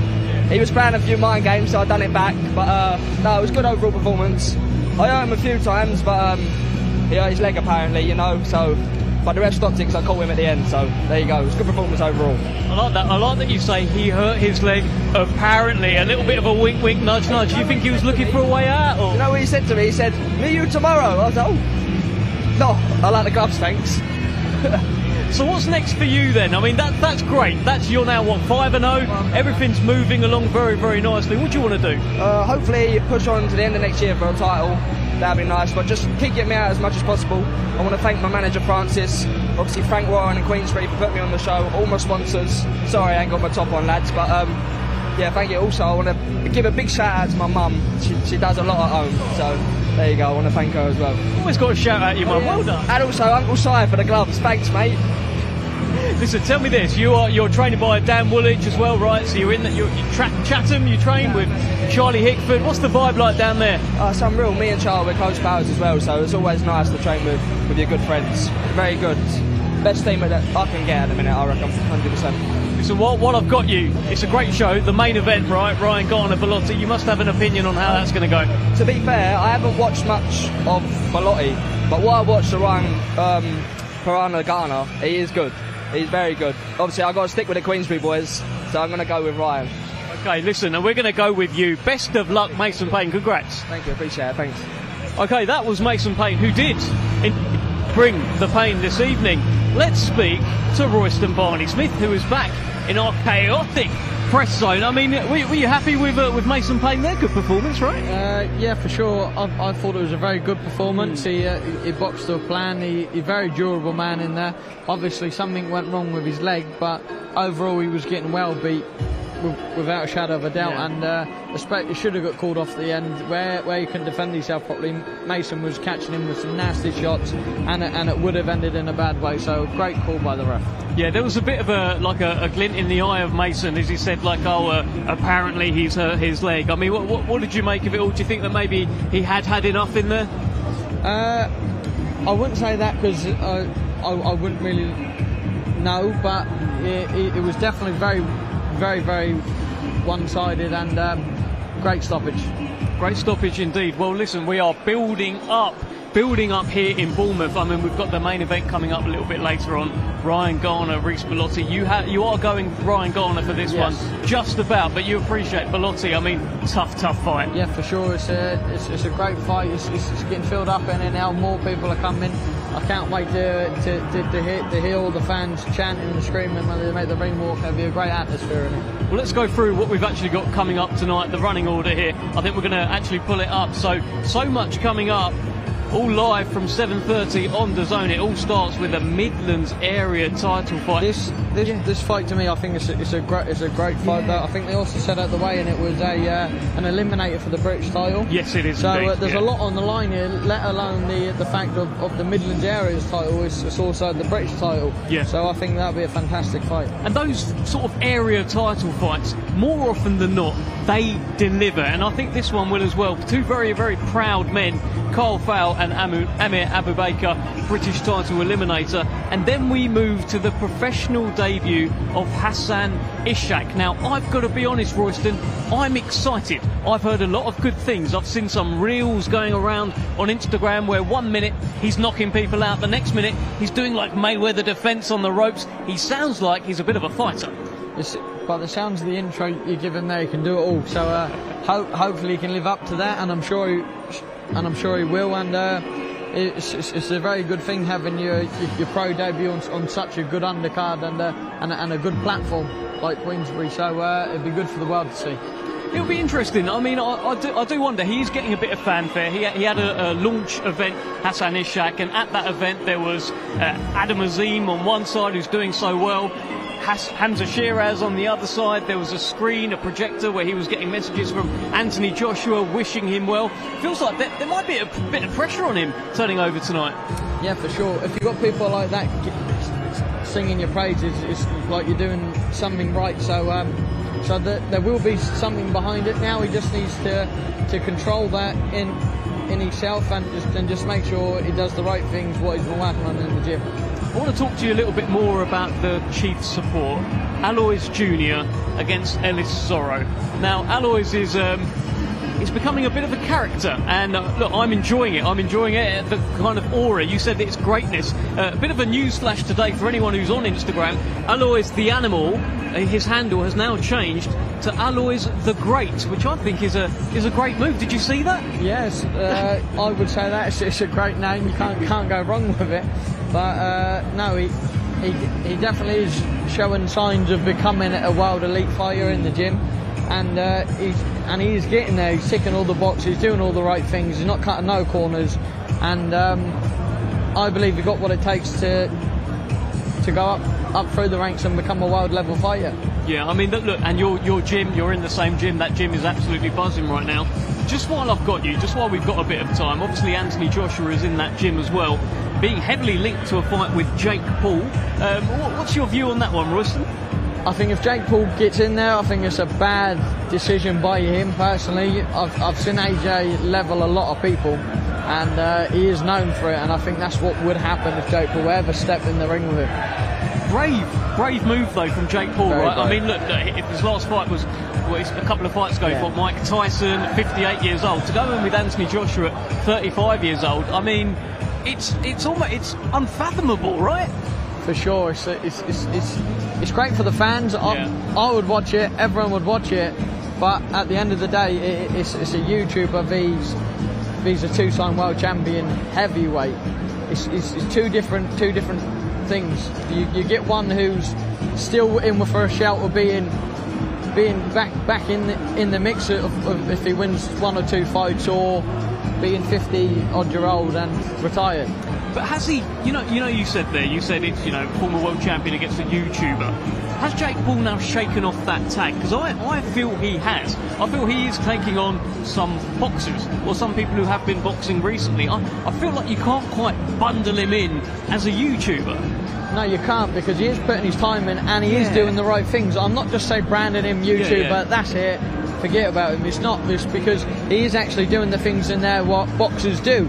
So I would say he's a decent level fighter in the terms of boxing, but when he's on about the likes of Anthony Joshua fighting, it's unfathomable. It sounds it. Listen, but what is fathomable is the main event tonight. Ryan Garner against Reece Bellotti. Now, a fight that Ryan Garner has been linked to in the Super-Featherweight division, should he come through, and it was actually a fight scheduled not so long ago, is against Anthony the Apache Kakachi. Now, you've been ringside, you've seen him against Lee Wood. I mean, what did you think of his performance that night? I think he's a good fighter, Anthony Kakachi. He's on a great run at the minute. He's doing all the right things. He's also growing as a fighter as well. So I think it's not too far away from Ryan, but I think he has got it in the tank to beat Anthony Kakachi at one stage or another. But he needs to get through this test tonight, and that will show if he's ready or not.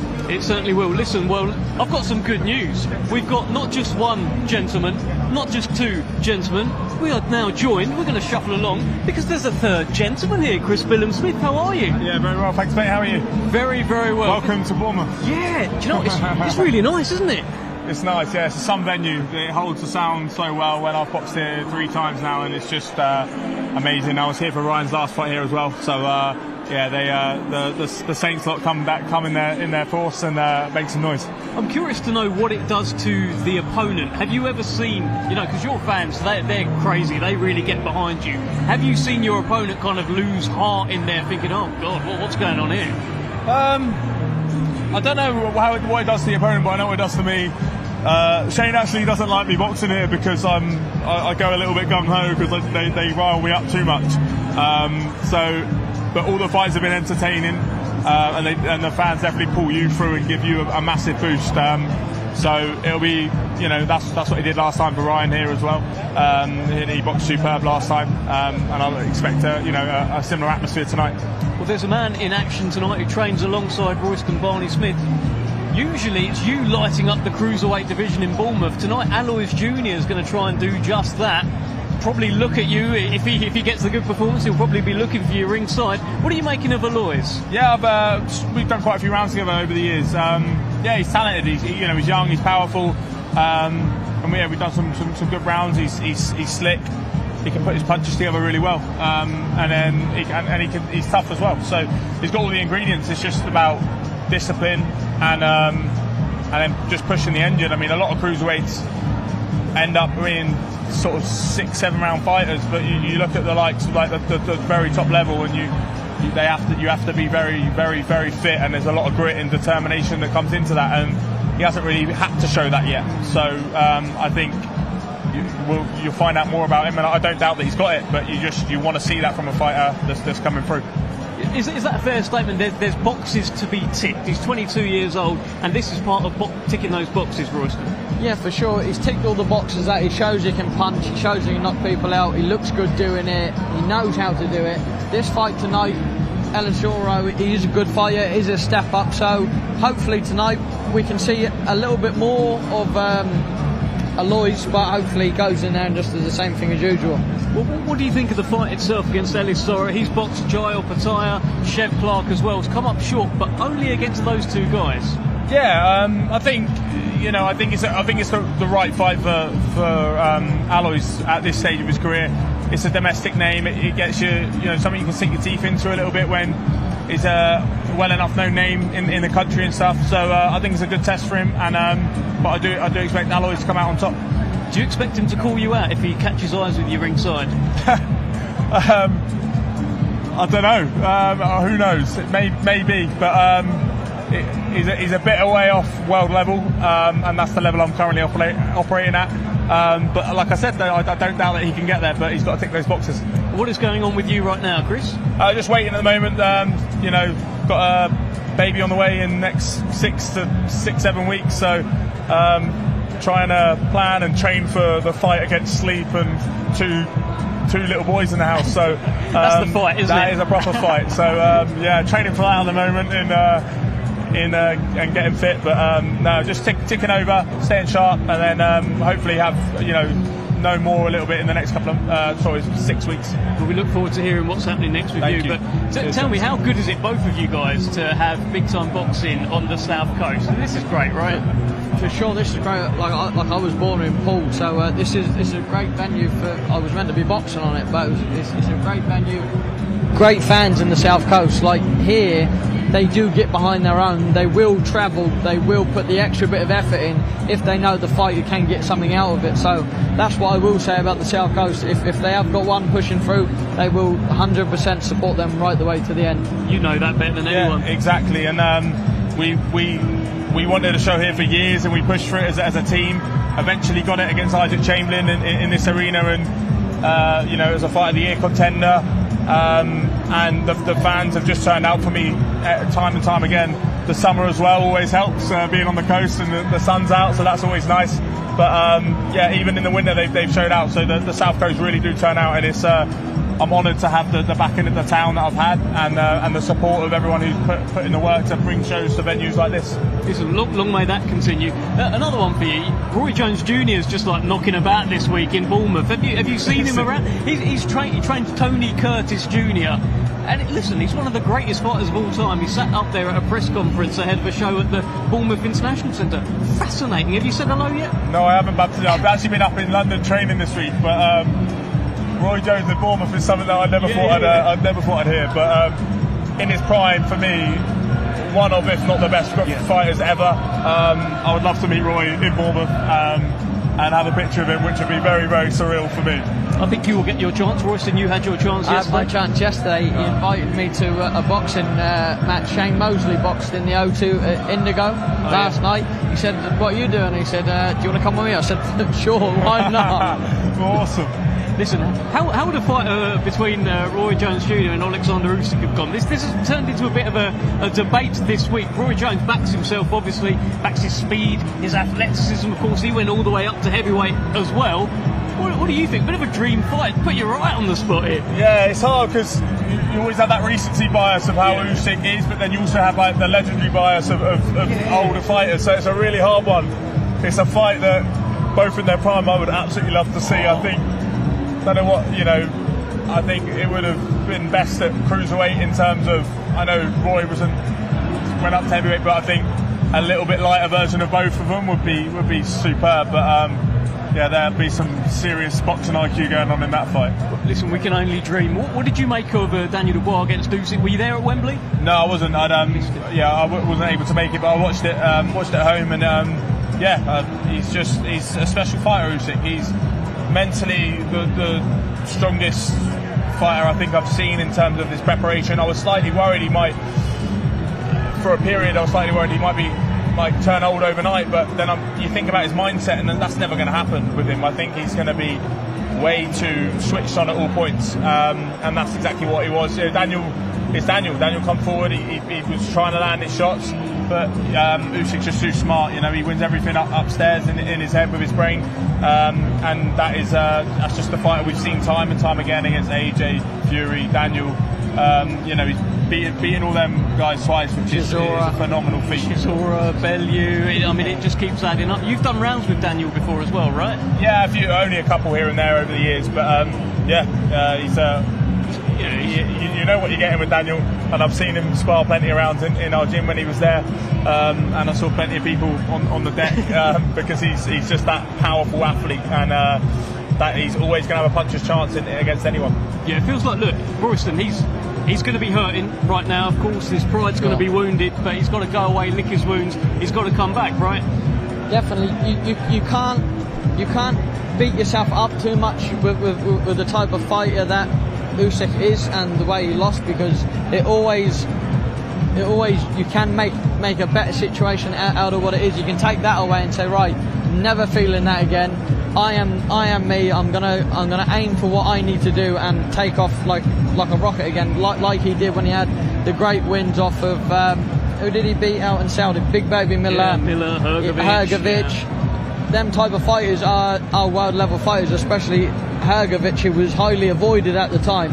He went in there and done him in. He did get the KO, and I believe he's got plenty more to come. He's only young, and especially as a heavyweight, you can go up to 43-year-old if you really wanted to. Yeah, of course. You can keep going, and where he's so young and he's got so much experience for a young world champion, he can keep coming back and keep climbing, and he'll become one of the greats.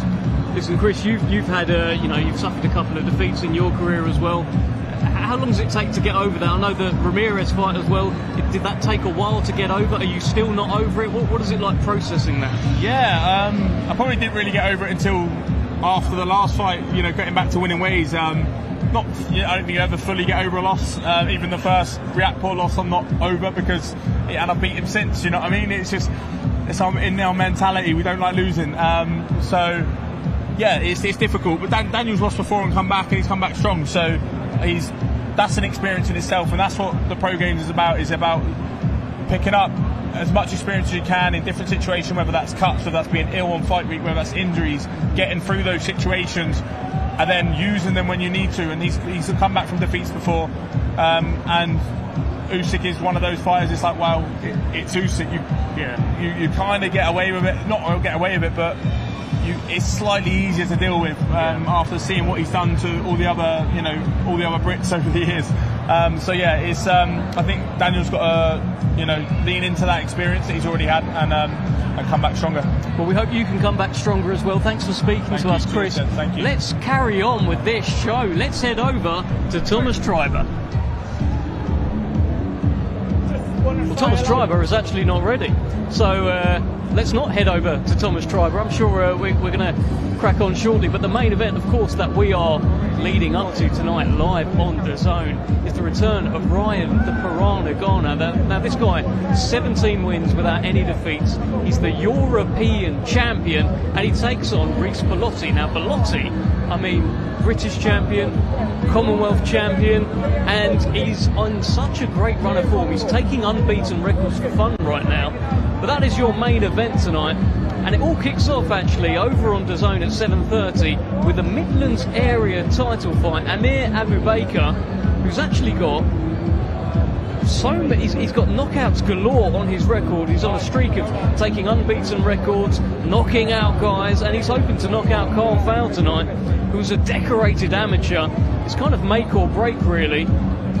And then we move to the professional debut of Hassan Ishak. Hassan Ishak has had plenty of fanfare, plenty of noise around him. Trains in the New Era gym, trained by Huzaifa Khan. We are looking forward to seeing what he can do in the ring tonight. And then what about this? Tony Curtis Jr. We spoke about Roy Jones Jr. being in Bournemouth all of this week. The reason is because he is flanking this young man who he has been training since he turned 16 years old. It's quite the story. Turned pro at 16 in Mexico. He's had 11 fights. He's been boxing in Dubai as well. And tonight is his UK debut after he finally got a UK boxing licence. And he'll be taking on Charles Tondo. And then, of course, we move to Alois. Not Alois the Animal Jr., Alois the Great Jr., as he has now indeed changed his Instagram and handle. And he takes on Ellis Sorrow. And I am delighted to have Adam Smith with me. Hey, Dev. How are you? I'm very well. How are you? What are you looking forward to tonight, Adam? Well, I love Bournemouth. It's a great place, and this venue is going to be absolutely electric. I've just been out there with some of the fans. Ryan Garner's fans are nuts. So I think it's going to be lively. I was here earlier in the year when he won the European title. It's a great fight tonight. I guess it's a little bit after the Lord Mayor's show with Wembley last week, but it's going from a sort of huge venue into a really tight atmospheric one, and I think it's going to be a brilliant main event. I really do. I think that Reece Bellotti's in terrific form. I think he's having an Indian summer to his career. He's changed styles a little bit. He's really fit. He's very experienced, and I think he's going to ask Ryan Garner a lot of questions. But I like Garner. I like the way he's developed through. He's got a lot of confidence behind him now. And look, if he's going to fight for a world title at St Mary's next summer, he needs to get through tonight. It's going to be closer, I think.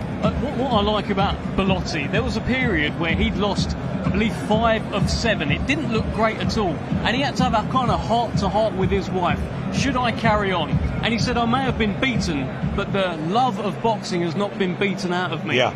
Put himself together. This run now that he's on is quite the story, Adam. I love fighters who've gone through hard times, like real resilience. You know, we saw it with Daniel Dubois with the Joe Joyce defeats and the Usyk defeats, and then he comes back and he takes out AJ at Wembley and he gets his opportunity against Usyk again. I think sometimes you've got to go through those sort of moments in boxing. You know, my best mate in boxing is Johnny Nelson, and he lost his first 3 professional fights, and he had his difficulties in his career, and then it all came good to him at the end through maturity and experience. And I think Reece has done the same. At the beginning, he was a bit of a power puncher. He relied on that maybe too much. He had a couple of close defeats, a couple of bad defeats, but yeah, he looked at himself and thought, do I want to do this anymore? I think the answer is yes. Yeah. He knuckled down, he moved up in weight, and he started boxing and using his brain more, and he was a very good amateur, and I think now you're seeing the best of Reece Bellotti. He's 34, but he's in great form, and that's a problem for Ryan Garner tonight. Well, listen, Alexander Usyk said last week 38 is young, 38 is start. Sure. So Reece Bellotti 4 years younger, so I'm sure he's got plenty to do. Let's head over to Thomas Treiber. Let's crack on with the action.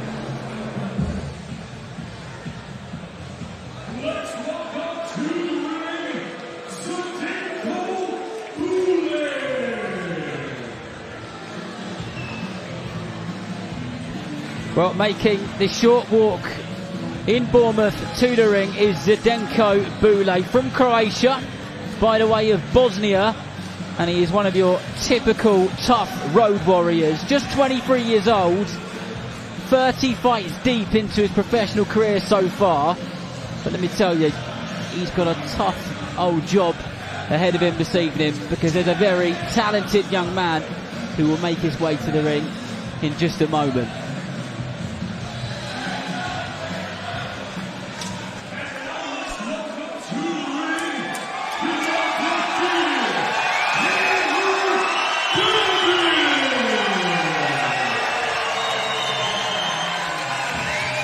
What a bit of noise. It's just filled up the Vic here in Bournemouth. Making his entrance to the ring in Bournemouth is Taylor Bevan, a matchroom fighter with seriously heavy hands. 4 fights so far, all 4 have ended by knockout. Nobody has managed to go past round 2 of him. He's quite literally got heads turning from his punches and from his performances as well.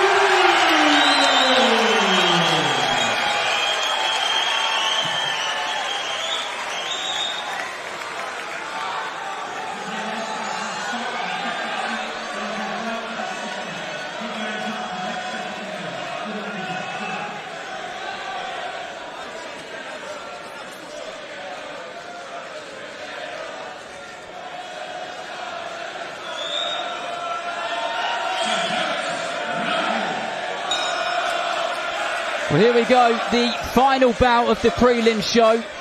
6 3-minute rounds in the super middleweight division. Taylor Bevan has brought some friends, family and fans with him because The atmosphere has gone up more than a notch, and he boxes in that orthodox stance with those black shorts with the red and white trim against Zdenko Boule of Bosnia in the black and white shorts. Bevan straight on that front foot, and a good tempo to kick things off, Royston.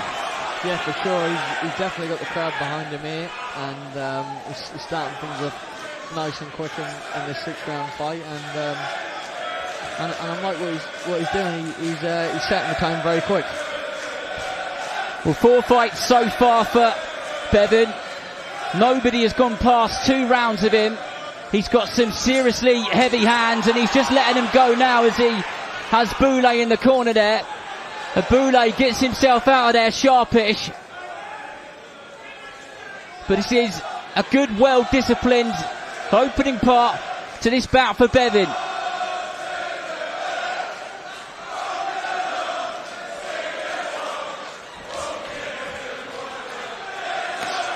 Good body shot there from Bevan. Set it up nicely with that jab as he just stalks his man around this ring here at the Bournemouth International Centre on the south coast.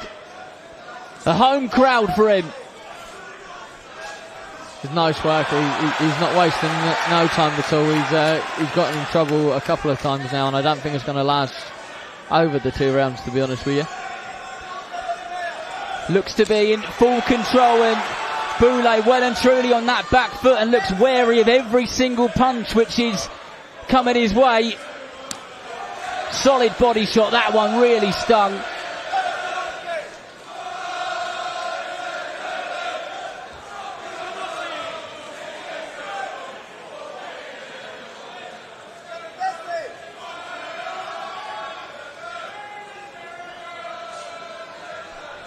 Bevan also was a extremely talented amateur, won a silver medal at the Commonwealths, got that pedigree, those years, those foundations have been built on.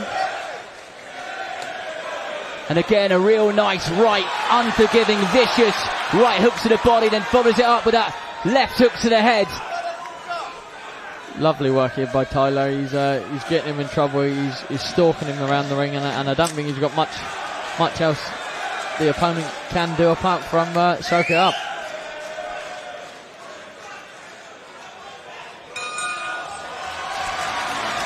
Well, that was a solid opening round there for Taylor Bevan. Did plenty of good work, mixed it up, head and body and head.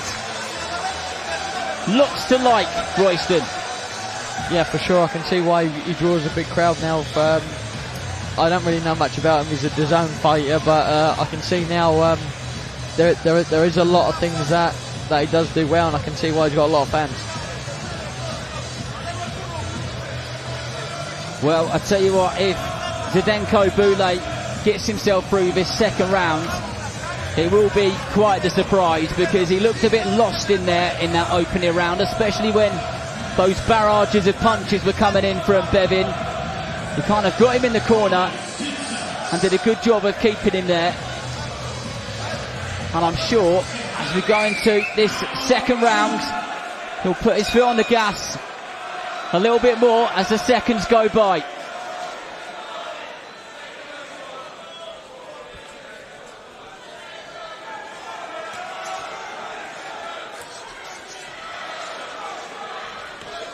I would like a bit more of cutting the ring off, not just following him around the ring and stalking him.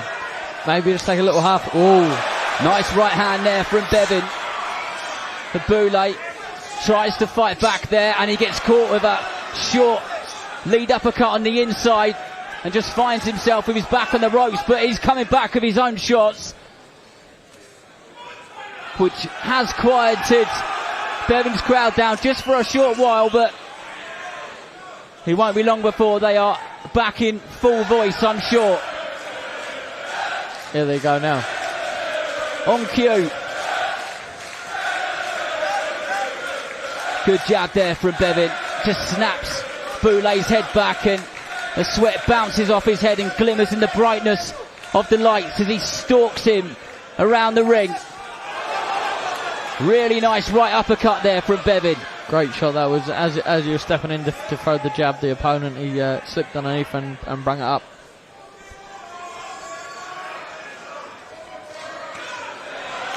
Mixing it up once again, and those body shots hurt because when that right one landed, Boule's left knee just dipped ever so slightly.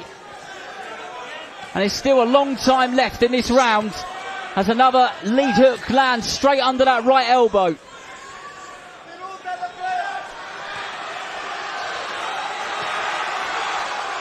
And the body shots are going in over and over again. And they've got to get to him eventually, right? Yeah, for sure. You can see the marking underneath his ribs there. He's sort of given up here.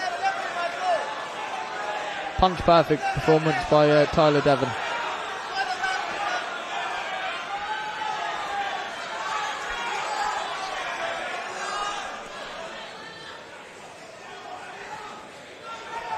Nicely timed jab there from Bevan. Boule looking lost as he gets caught over and over again. And I tell you what, he smells blood, and he's really starting to put his shots together and dig his toes into the canvas as he lands these shots. And every single one he's putting some serious oomph into.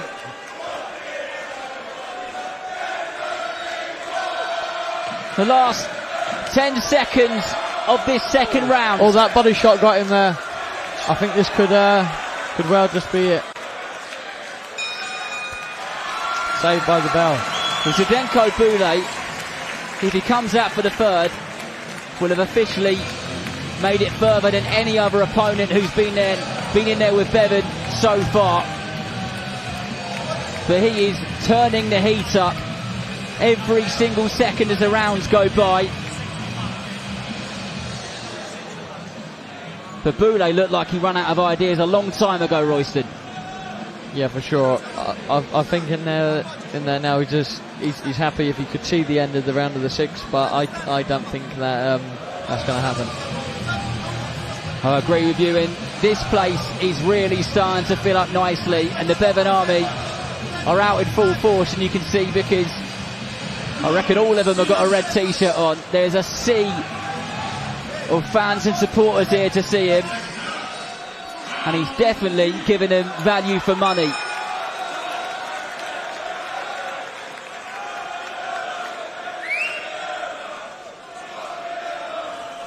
Here we go, this one, round 3, scheduled for 6. I don't think we'll get there.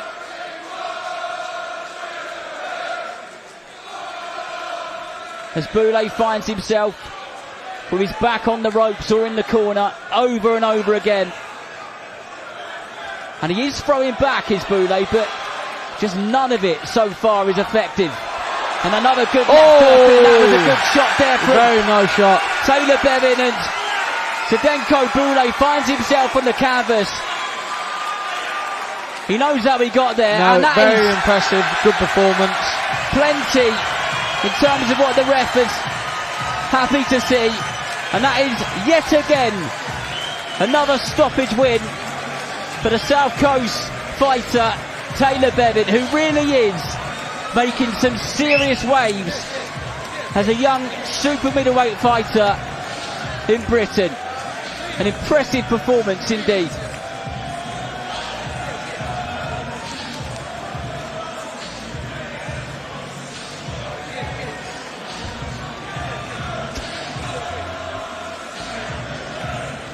And the Bevan fans are in full voice. And I've got to say, he looks a little bit relieved as well. He had a tough man in front of him. He's had his fair share of victories himself, 15 wins on his record. And Bevan just goes out to those in the stands here at the Bic. He sticks his hand up with a big smile on his face, and they loved every single minute of it. But let's get the official time from Thomas Schreiber.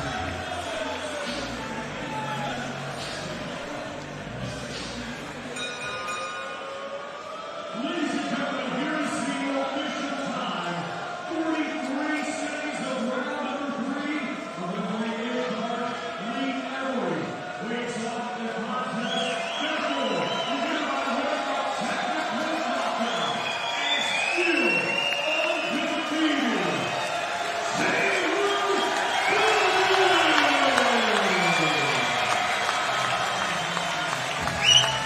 Well, that noise for Taylor Bevan is a good noise to hear. Very, very impressive indeed. And it would be an interesting career to follow, that's for sure. Always great to see these young, exciting, explosive fighters on their journeys, on their way up. And if he keeps doing that over and over again, then his name will most certainly get louder and louder across this sport, which we all absolutely adore.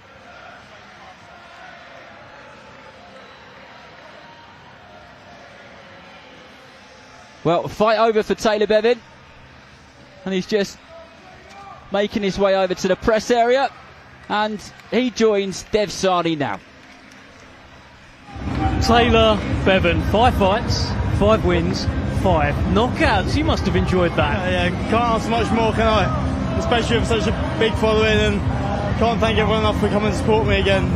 It's just nice doing it so close to home and people come and watch. The crowd, I mean, that's the noisiest it's been so far. I expected that with you. You've done so many tickets.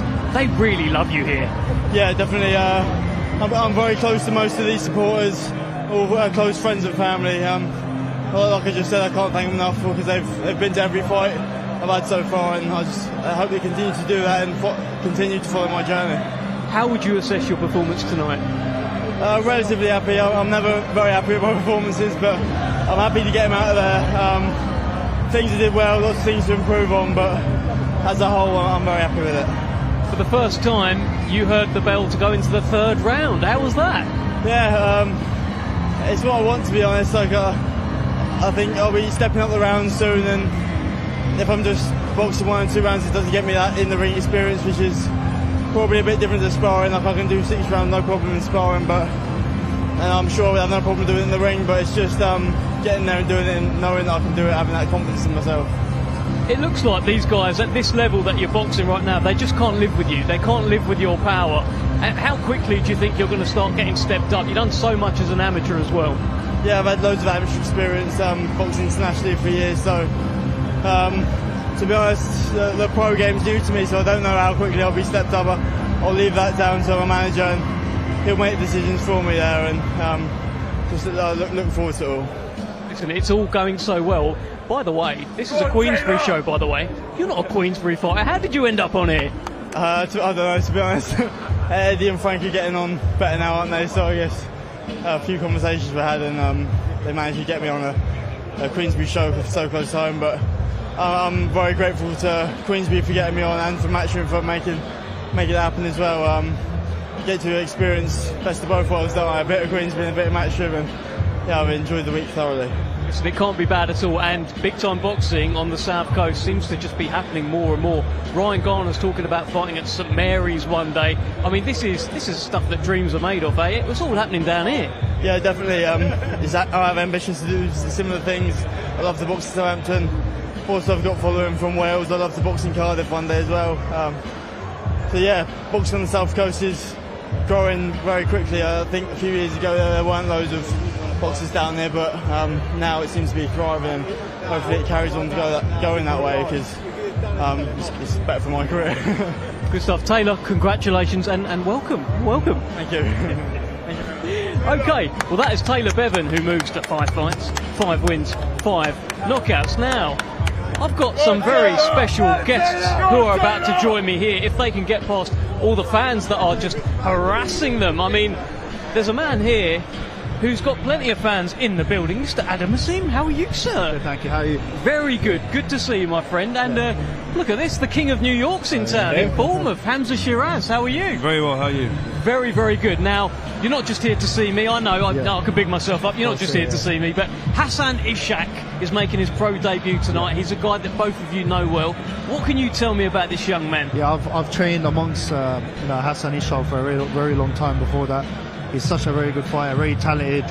He can bang as well, and he's got very good skills as well. Yeah, well, I mean, I saw the launch event when he turned pro, Hamza, and he had Adam sat on one side, had you sat on the other side. He was getting messages from Anthony Joshua on the screen. He's got a bit of backing, hasn't he? A bit is an understatement, Dev. A bit. He's someone who I've been around for a very long time. I've witnessed the talent. over in the Haringey Box Cup. I was there watching him win it, and a fighter like him deserves this opportunity. I think we'll see. We won't see how good he is tonight, but we'll see what a talent he is, and we'll see what he's got to show in the future. I think 10 fights he'll be British champion. I think British or European champion within 10 fights is a good statement, I'd say.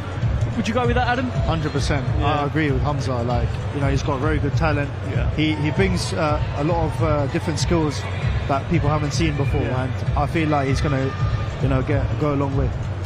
You two also have plenty of talent. What did you make of the King of New York here when he went over there and beat Edgar Berlanga? That was a devastating knockout, man. Devastating performance. Mashallah, that was really, really good.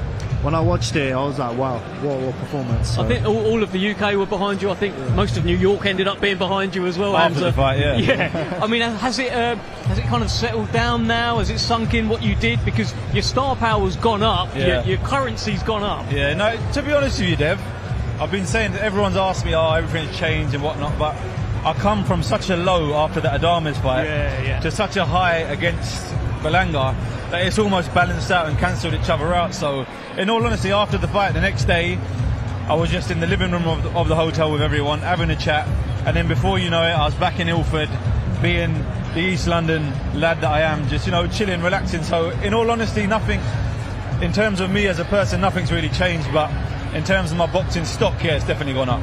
You must feel like nights like that are due in your career soon as well. You're flying right now, Adam. We're itching to see you again. We want to see you, but you must feel like big lights like that are coming. Yeah, 100%. Like, you know, looking up to Hamza when he was fighting, he was very, very good. Like, everything he did in that fight was perfection. And the good thing that, you know, obviously Berlanga kept talking, and then, you know, he beat up Berlanga in the ring and shut him up. So that was the main thing. So, but you know, there's big nights coming, and I just can't wait for it. How much did that add to it all, Hamza? The fact that you had a guy there who was really... If you was there, you would have loved it. You'd have loved it. It was... I expected it. I said I expected it. But there's a difference between expecting it and actually being on the receiving end of it, because there was a couple of times where I thought, do I get up and just go and smash him over his head?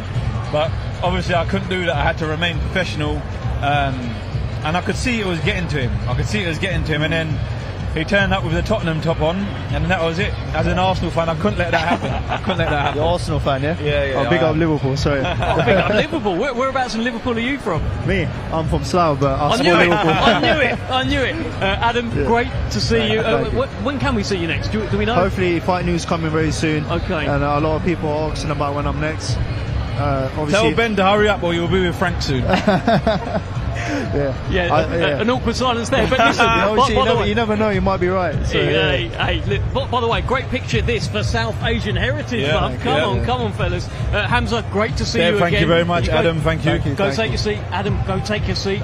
And you, take your seat as well. We are done with the prelims. We are now heading over to DAZN, the main event show. And of course, the main event, Ryan Garner Reece Bellotti. And the question that we have been asking ourselves all week, they call him Ryan the Piranha Garner, they call him Reece Bomber Bellotti. Well, is it feeding time for the Piranha, or the Bomber blow him out of the water? Go and find out on DAZN. We'll see you next time.